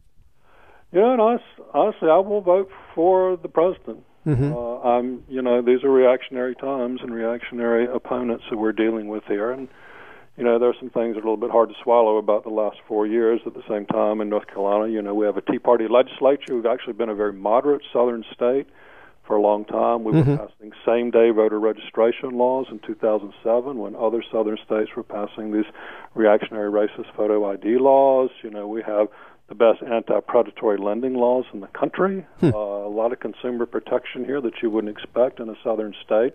We're not completely allergic to corporate regulation the way that other southern states are, and a lot of states are. So, it's been a good stretch for us, a pretty good run, but in November 2010 we had disastrous results like everybody else. And, it's the same dilemma we always face, right? I think one of the reasons some of the protests and marches weren't as big as they could have been down here is, again, institutional players like labor. They did not turn out, I think. They felt conflicted. That's a question I really wanted to ask you. And I hear you involved in community organizing for, I guess, your entire adult life here, right? You've really been devoting yourself to this. Why is it that with the country in so much trouble, with so much difficulty with mortgages and people underwater or losing their houses, people losing jobs all over the place, people in abject misery, it's one of the worst states the country's ever been in. Why weren't there tens of thousands of people demonstrating in this convention? Well, I don't have a great answer for that. I do think that the sort of torrent of misinformation, the sort of he said, she said, fair and balanced approach to reporting on politics these days has a lot of people confused, disgusted, revolted in the whole process. I think, too, that there are a lot of issues where it's just very hard for people to understand. I was thinking today before the call about derivatives regulation. There's still this huge possible time bomb, this thing that can happen, all these sort of exotic financial products that are still almost totally unregulated. And, this is what caused the economic collapse, these sort of products. And still, you can't get anything done in Congress about it. But you ask the average person, what's a derivative? They don't know, right? And, of course, there are very few media which are helping people understand these issues. And there's no secret about why they're not helping anybody understand it. First of all, you don't get ratings doing that. You get ratings by putting on Teenage Mom. Well, it's true. and the second thing is that guess who owns the media? GE. And what is GE? Is one of the largest lenders in the country, It's all maddening. And when we look at the state of the media these days, it just, we're all begging, we're all praying for more independent media that can actually get some truth out there in a way that will sort of be politicizing and motivating for people. Go ahead. It makes a huge difference, right? People are going to believe what they hear. And, of course, if you hear lies long enough and often enough, then people are going to start to swallow that stuff, and obviously a lot of people have these days. I guess that explains why they said something. The percentage of people who vote for something is something like 90% are influenced by the larger amount of money that's spent in a campaign. The 90% of the time, people will vote for that group of people that spent the most money. I don't really understand that. I watch all kinds of things. I read all kinds of things. I think that people should be able to make up their own minds, right? Yeah, and there are things, we're talking about the financial services, the banking, sort of what's been going on with that. Now, again, it's very, very frustrating to folks like us that some of these stories aren't being told more clearly. The government has put these programs forward to help people. There was a mortgage settlement back in, early March that, only sort of gave people basically pennies on the dollar, considering sort of the It's what, $700 billion of devaluation in American homes. The settlement was for $26 billion. There were some good things in it, but still it's paltry. But if you ask the average American about this, nobody really knows what's going on with that. People do understand the foreclosure crisis has not been solved, but they don't understand 16 million homes are still underwater. This is a huge drag on the economy, never mind on the housing market. They don't necessarily know that 8 million of those homes are in real danger, ultimately being foreclosed upon. They hear that government programs are supposed to be helping people. They don't know what a miserable failure most of these government programs have been. They understand the bailout probably was not fair. I mean, even the Tea Party crowd is out there sort of making noise about that at the same time. But they don't really. Yeah, go ahead. I'm sorry, but you say people don't know, and I agree with you. People really just don't know this stuff. But one thing people do know is they know whether or not they can pay their mortgage, whether or not they have a place to live, and whether or not they still have a job. And this is probably one of the things that's going to influence the election more than anything else. People may not know a lot of the causes for things. They may not know who's behind it, but they do know who's in charge of the country right now, and they know what they don't have anymore. They know that much, right?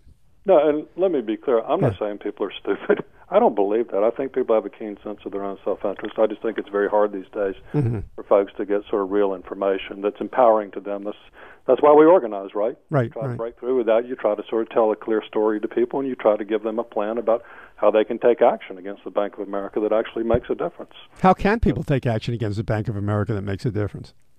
Well, one thing that Action NC is involved in is the Home Defenders League. This is a group that's working all over the country to get people who are underwater engaged politically and sort of lift their voices up for the next couple of months. And look, we're paying attention to what politicians are saying about sort of the housing crisis, about, we're out there fighting. They need to fire DeMarco, right? Fannie and Freddie are holding 60% of the underwater loans in the country right now. This clown won't do anything about it. He's saying, people like the Wall Street Journal is editorializing now saying we need principal reduction for Fannie and Freddie loans for the sake of the housing market and the sake of the economy. You've got to write these loans down. People can't afford them. It's a drag on all of us. And still this guy is not doing anything about it, and Obama's not firing the guy. Now, why would that be, do you think? Well, why he's not firing the guy, I don't even know. I think we're all confused about that. Tonight, I'm fond of rhetorical questions. Usually, I just say it, but tonight I'm in the mood to ask rhetorical questions. So, anyhow, we're talking with Pat McCoy, and he's the executive director of Action Institute NC. If people want to check you out and find out more about it, is there a website? Yeah, actionnc.org, and I would also encourage people to look at HomeDefendersLeague.org, which is this group I'm talking about. This sprung up recently. It's working to get sort of underwater homeowners together and really try to lift this up as a political issue. All right. Listen, thanks for coming on. Sorry about that mix-up the other day. Not a problem, Mike. Thanks for having me. Okay. Thanks, Pat. Okay. Where are we here? We're on Sirius XM Left 127. If you just listening for the first time to this show, my name is Mike Feder. It's Feder, and we're on every Saturday night, 5 to 8 Eastern Time, 2 to 5 West. And if you live in Bulgaria, it's 1:38 in the morning. That's when the show is on over there, if you're a listener from Bulgaria. Yeah, you didn't know about that? Oh, you should read the updates and the memos that they send you, like I do. Ha. All right, so you all saw the convention, right? I'm sure being regular listeners to a political show, you probably saw more of the convention than were shown on the networks. I understand that the networks showed only an hour. I don't watch network TV, so I don't really know. Although I did check the other night when Clinton was speaking and when Obama was speaking, and they did run over. They said they were only going to show an hour from 10 to 11. I noticed they ran over until the Clinton speech and the Obama speech were done. They didn't have to run over for Obama, but they did have to run over for Clinton, and they did it, right? So they did, present more information. But they understood that it was basically a big circus and it was a propaganda, show. It was basically a Hollywood-produced commercial for the candidates. There wasn't any real democracy going on there. In fact, one thing you may have seen, and so then what happened is you probably watched, like I did if you're so interested, on cable. So I watched MSNBC because I find them intelligent and interesting, even if they will never criticize President Obama and his administration, even if it costs them a quart of blood. They won't do it. But what are you going to do? Everybody's taking sides these days. MSNBC Rachel Maddow, Ed Schultz, Chris Matthews, the Reverend Al, all these people, these are smart people. These are people who generally I agree with on politics. These are people who understand how vicious and depraved and amoral and almost psychotic the Republicans are. But they also understand very well exactly what Obama hasn't done, who his pals are, why he hasn't put bankers in jail, his drone strikes and killing people with extrajudicial killings. They understand all that the same way I do. They just don't feel like talking about it because they're afraid to, since it's an election that's close, they don't want to change the election in the bad guy's favor. That's what they're choosing to do. That's what they do. To me, that's a big fault of theirs, which is why I like to watch Keith Olbermann until his narcissism and swelled head got the better of him, and he decided that even though he was getting $10 million a year from Current TV, which Al Gore partially owns, it wasn't enough for him, and because it wasn't professional enough. He was working with a crew that really wasn't that professional. They screwed up his visuals, his graphics, and things like that. They weren't exactly jumping to do a super professional job, and he didn't like it. So he quit. And I find that astoundingly irresponsible. I mean, I don't know if Keith Olbermann will ever get another job on any kind of national TV network. I mean, I can't imagine. I wouldn't give him a job if I owned a network. The guy just is inevitably bound to be perverse and to crash everything down around his head. Like, I don't know why. $10 million seems like enough to me to finally. He could have used some of his own money, right? To hire extra people for the studio, or maybe hire people who could put the graphics up right and didn't turn the lights on him when he was talking one night. Okay, $10 million? Take $1 million and hire some of your own staff and your own crew. Save Current TV, who are trying to present Jennifer Granholm and other interesting people, real media. So Current TV now still, although fewer people are watching it because Olbermann's not on, including me. Am I fickle? I guess so. But Current TV was and probably still is the only actual place on TV, on national TV, where you can get the actual truth about both sides, which is how and I've mentioned this many times before, so I'm not going to go over it too much or too heavily again. I feel like it's my job as a patriotic American. I think real patriotism requires citizens to point out when their government, no matter what side it is, no matter if it's lesser evil than the other, where they're trampling on the Constitution, stealing our tax money, not putting the real malefactors in jail, which is this convention. So a lot of you probably watched on cable the way I did, and you saw more of the convention. You saw all the different speeches. Clearly, there's a difference between these two parties. The Republican convention was a sprinkling of who knows what, paid for or recruited diversity people, they're called, diversity people, Asians, blacks, Latinos, and then they threw everybody up on the stage. They just threw up on the stage, so to speak, anybody who didn't look white that they could find in their party. They just threw them up there. And there are some, right?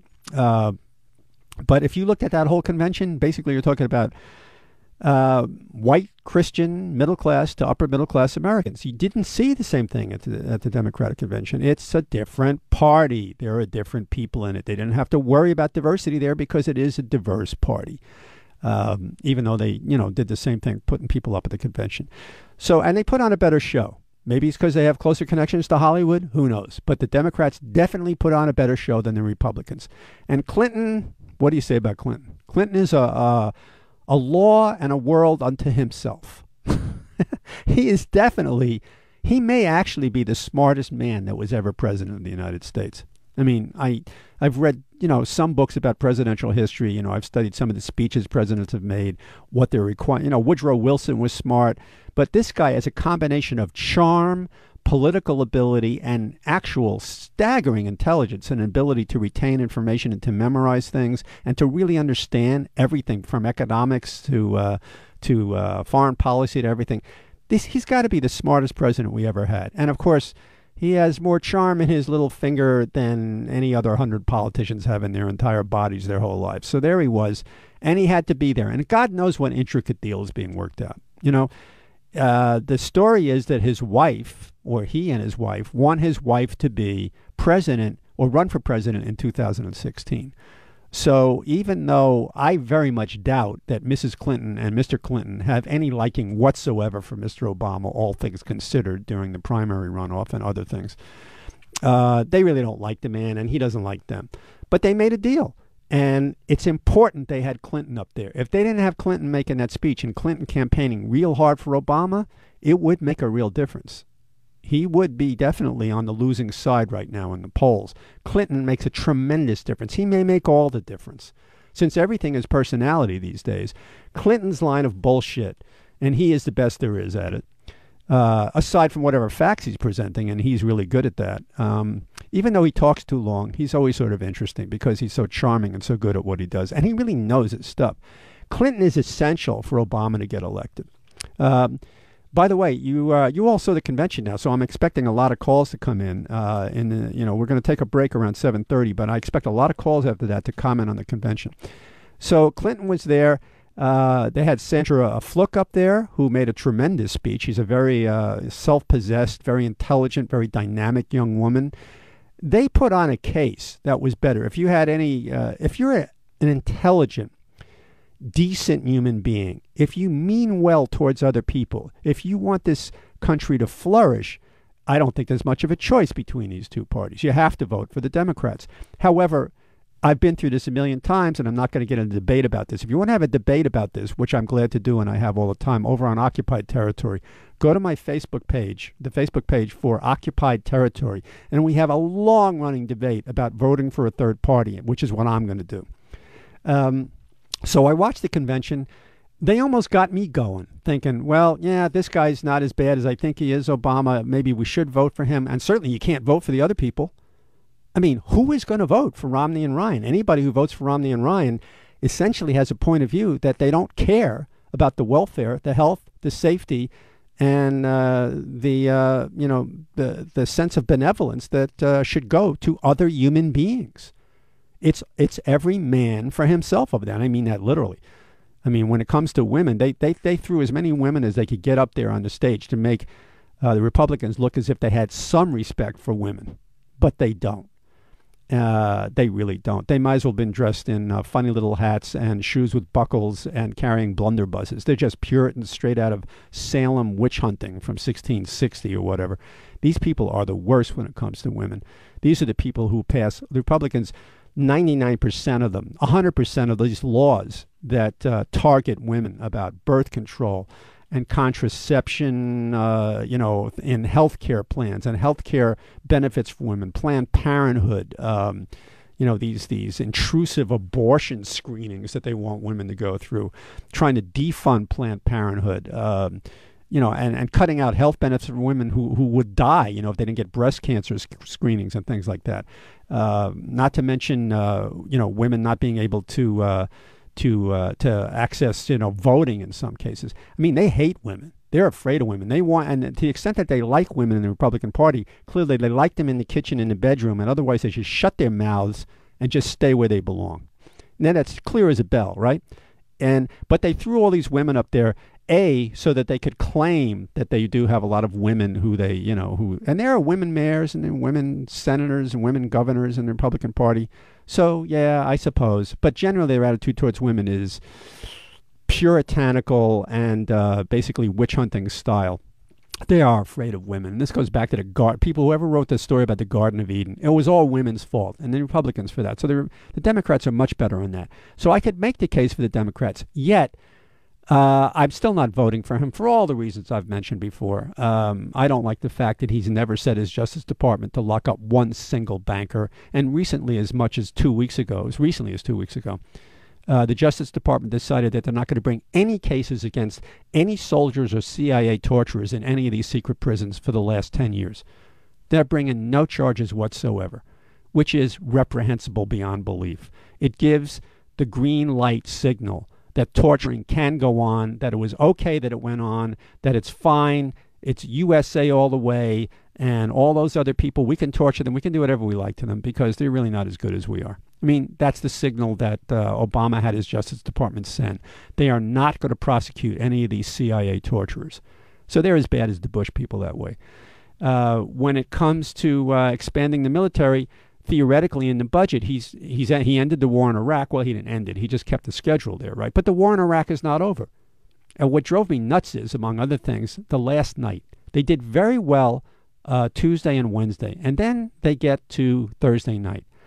That boasting about killing Osama bin Laden, that macho teenage boasting, that flag-waving, we're number one football head fraternity boy bullshit about how it took the United States time, but we tracked down our man and we shot him.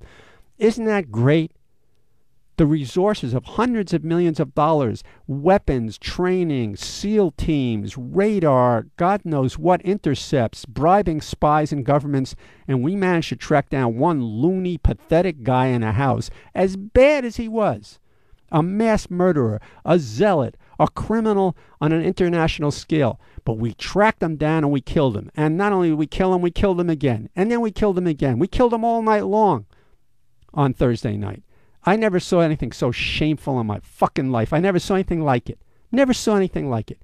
These grown people boasting and screaming and yelling like contorted freaks, like zealots themselves, into a microphone about how we killed him. We killed him. He's dead. Ask him how he feels. Is he better off now than he was 4 years? No, he's dead. We got him.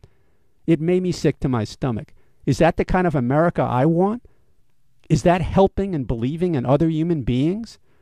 And if it's not, if they know, and you take a guy like Obama, he knows better than that. I think his instinct is, before he was running for president and now when he's not thinking about running for re-election, yes, you talk to people. The only way to actually work things out with other people, no matter how bad they are, unless they literally cross a border and invade somebody else. I mean, you couldn't talk to Osama bin Laden. You had to kill the guy, right? But to get up there and boast about it, and they said very clearly all night long, and he's in charge, you understand. So even if he didn't say it as viciously and as stridently as the other people did, throwing their arms around and staring into the camera and pointing like they're the toughest guys in the world, and they killed him. They didn't kill anybody. They sat in a room and had other people kill him meanwhile. Then they dump his body in the ocean, right? And they say, our heroes tracked him down. What heroes? That's heroic? Is that heroic? Is that what heroics are? To track down one pathetic loon who's sitting in a house with his wives and pump him full of God knows how many bullets and dump him in the ocean? That's really heroic. Oh, that's truly heroic.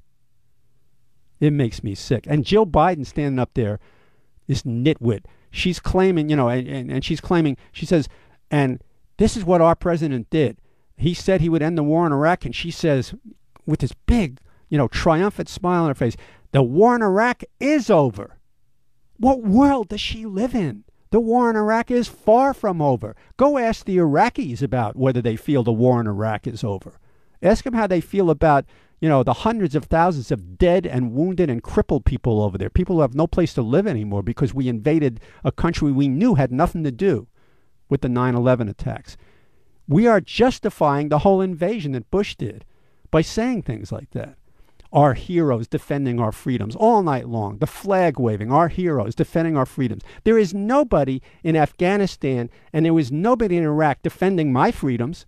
They're making the world more dangerous. They're making America a more dangerous place. Everybody in the goddamn world hates the United States. And you know what? For a lot of reasons, they have a right to. I have never seen such shameless, cynical boasting. And what's worse is, people like Obama, they know better.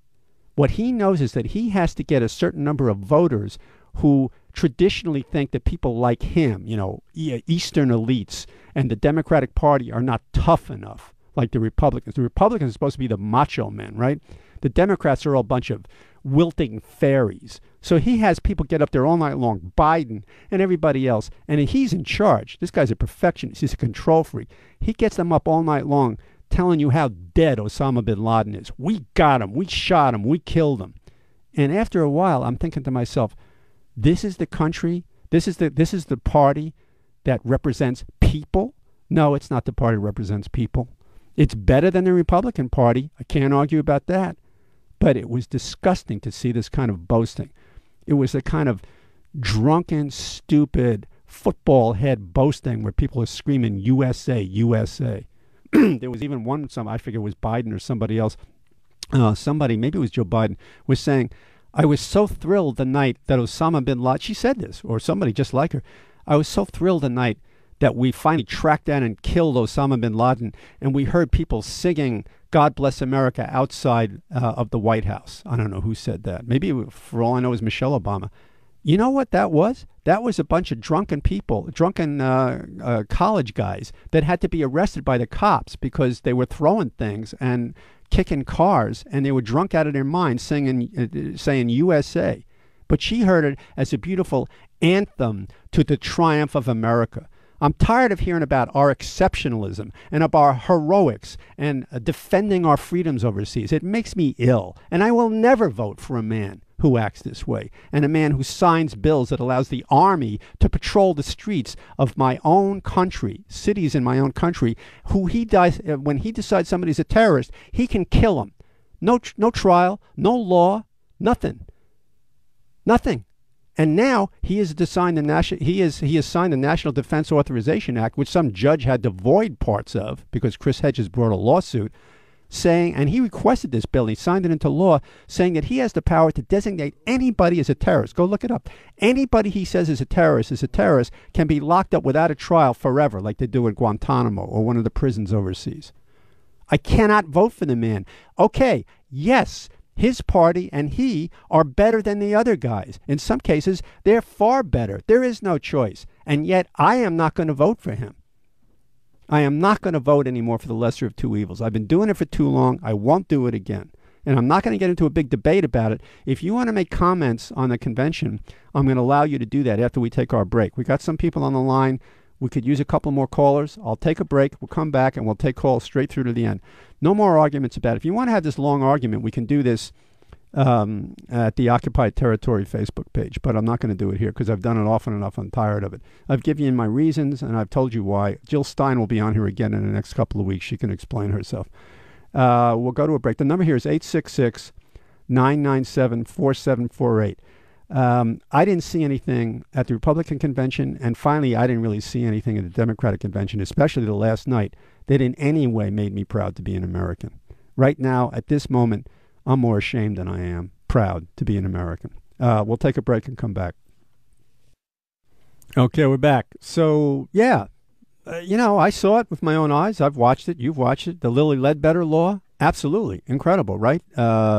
Appointing a head of the Consumer Affairs Protection Bureau, whatever it's called, when Congress refused to do it. Stimulus money, Supreme Court appointments. They're making a good case. He's the much better candidate. Why then the necessity to have an entire evening devoted to telling everybody how bad they killed this guy and how dead he is? What's the point of that? Unless it's a cynical move to get all those voters who don't think that the Democrats are tough enough or man enough. And if it's that kind of cynicism, it's just as sickening. Either way, I didn't like it. It made me sick. Let's go to Tim from Detroit. Hey, how you doing? Hey. Yeah, I think it was Jill Biden on Thursday night who said that the Iraq war is over now. Jill Biden said that. Yeah, it's Biden's wife. She's also a multimillionaire in her own right. Well, I guess she doesn't pay attention to the suicide attacks that go on daily, the roadside bombs that go on, the shoot-em-ups. Kirkuk, they're still battling the Sunni and Shia for the oil there. Things are worse there than they've ever been. Yeah, I mean, more people are getting killed. And also, what the Democrats don't talk about is in all the shelling of Iraq by the United States, there's a lot of depleted uranium now in Iraq. And that's been shown to cause a lot of birth defects. So, groups like the Lancet, which is a journal out of England, they found that the birth defect rate in Iraq is one of the highest in the world. And they've tied that into depleted uranium. So the thing is, the war in Iraq is still going on. And plus, what the Democrats didn't say was that there are still federal private contractors over there. That's the whole other subject. I mean, there are thousands and thousands and thousands of Americans being paid by the federal government to provide spying and muscle in case they need it. Yeah, what the government has done, I mean, it actually goes back to Clinton, but then Bush continued it and Obama's increased it, is you outsource war to private organizations. And, of course, the private organizations get paid for, by tax money to outsource these wars. And in some of these federal groups, some of these private contractors, I should say, I mean, you've got people from Bosnia, you've got all these mercenaries from around the world, they work for these companies and they go out and they can kill anybody they want. And of course, the whole Afghan war, that whole Bin Laden thing was always horseshit. That was all about resources. That was about a big pipeline that was going to go through Afghanistan. In fact, the Bush crime family had made a deal with the Taliban back in '01. I think they gave them $50 million to start building that pipeline. Then, of course, when the 9/11 episode happened, that was the pretext to go into Afghanistan. And, of course, they put in the Unical executive, Karzai, as the head of Afghanistan, and the minerals extraction is going to pay. So this is all about corporate greed and money and power.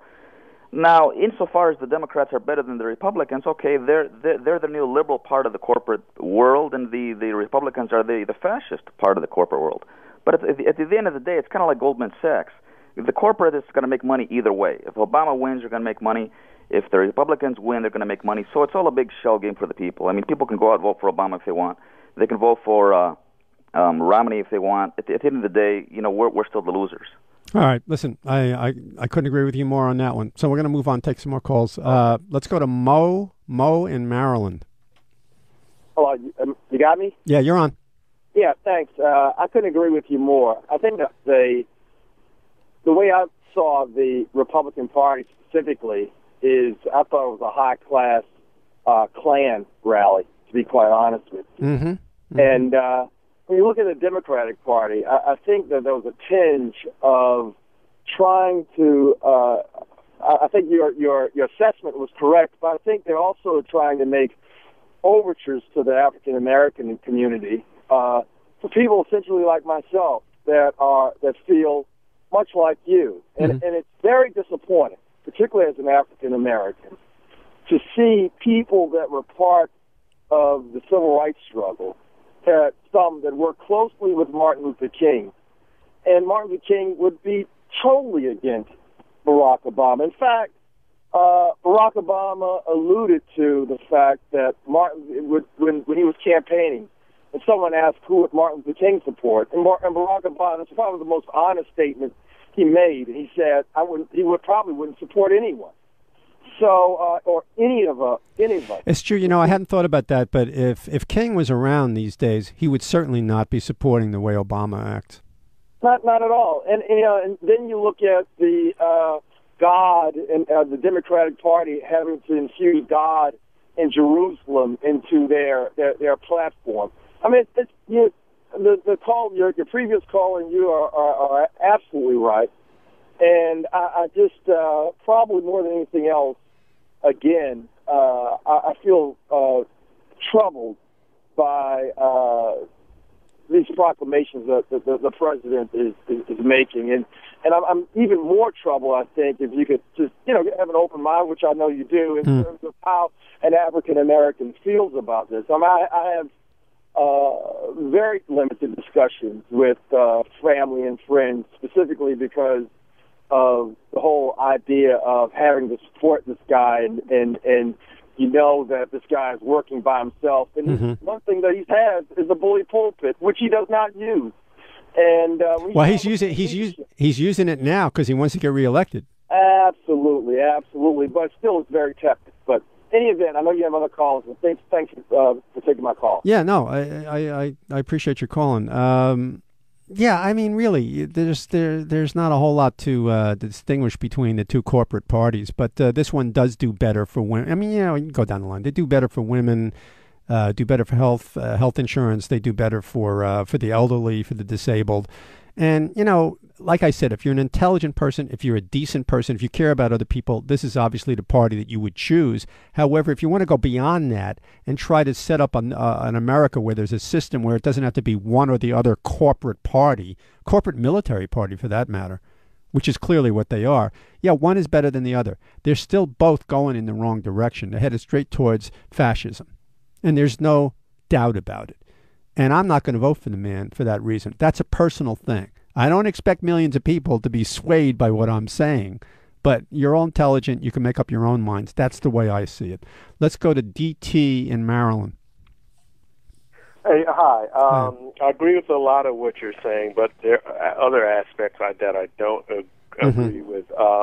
One, it was mainly progressives that said, let's just get out of Iraq.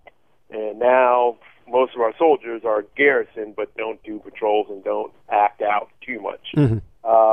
So that's what we wanted. So the U.S. is less involved, although we're still too involved. But that's what we all said. Let's get out over there and see what happens. All right. So we're seeing that. Also, when you say you're not going to vote for Obama, and I certainly understand that. But then we also see in Maine where people try to show their dissatisfaction, and then they let's split all the votes, and some nut job is now running Maine. Oh yeah. So, because they wanted to vote for a third party. Oh, but are we then stuck with these two parties forever? There'll never be any third party to truly represent millions of people who don't agree with either one of these parties? Well, it is an evil either or, and I am in a big dilemma myself because you think you're being critical. Well, you're at least as critical as Glenn Ford from the Black Agenda. Oh, yeah. Well, I like his stuff. He makes the case, and I kind of agree with it, that when we talk the lesser of two evils, we should be talking the more effective evil. And he says the more effective evil is Obama because he, with the Democrat in there, the traditional progressive and left voices go silent, or at least the corporate media won't cover them. Well, that's position. That's the position. Glenn Ford makes that case, and I've read that too.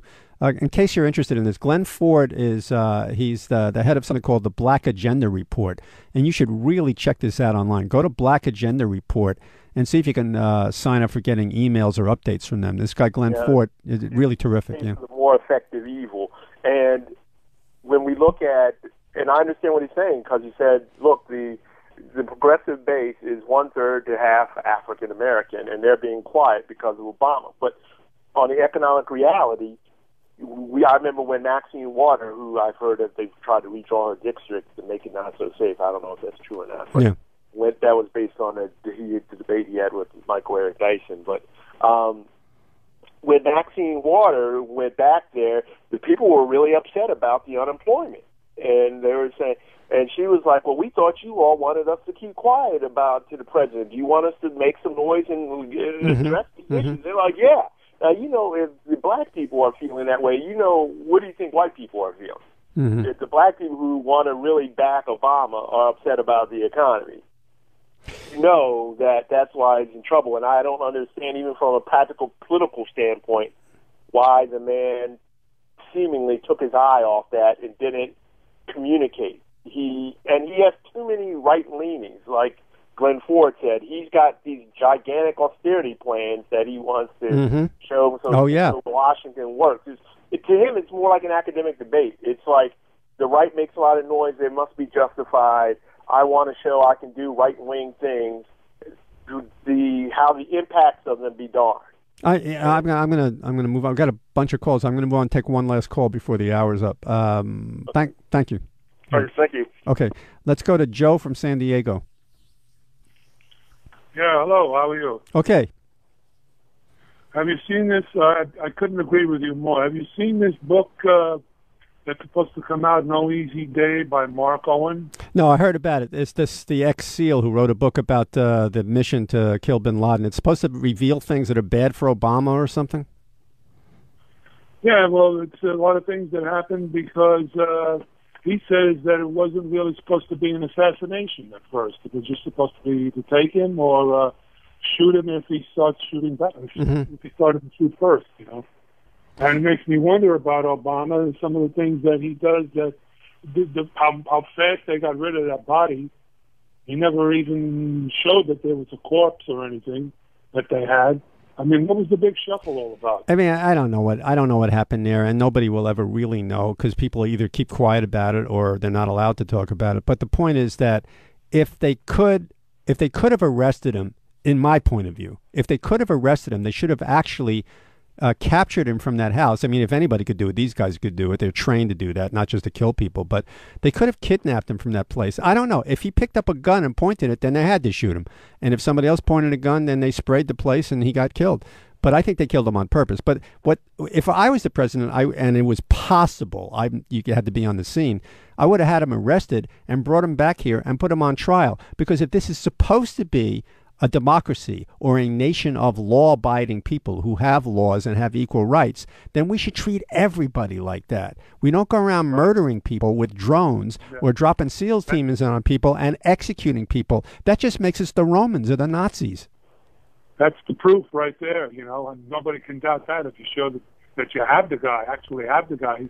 What can anybody else say? Oh well, they were afraid. They were afraid that if they locked this guy up and put him on trial in this country, that would encourage even more terrorism. We couldn't possibly stimulate or provoke people to get even more terrorism than we do now. We should have just shown people that we are a nation of laws. I gotta stop. We're at the end of the hour here.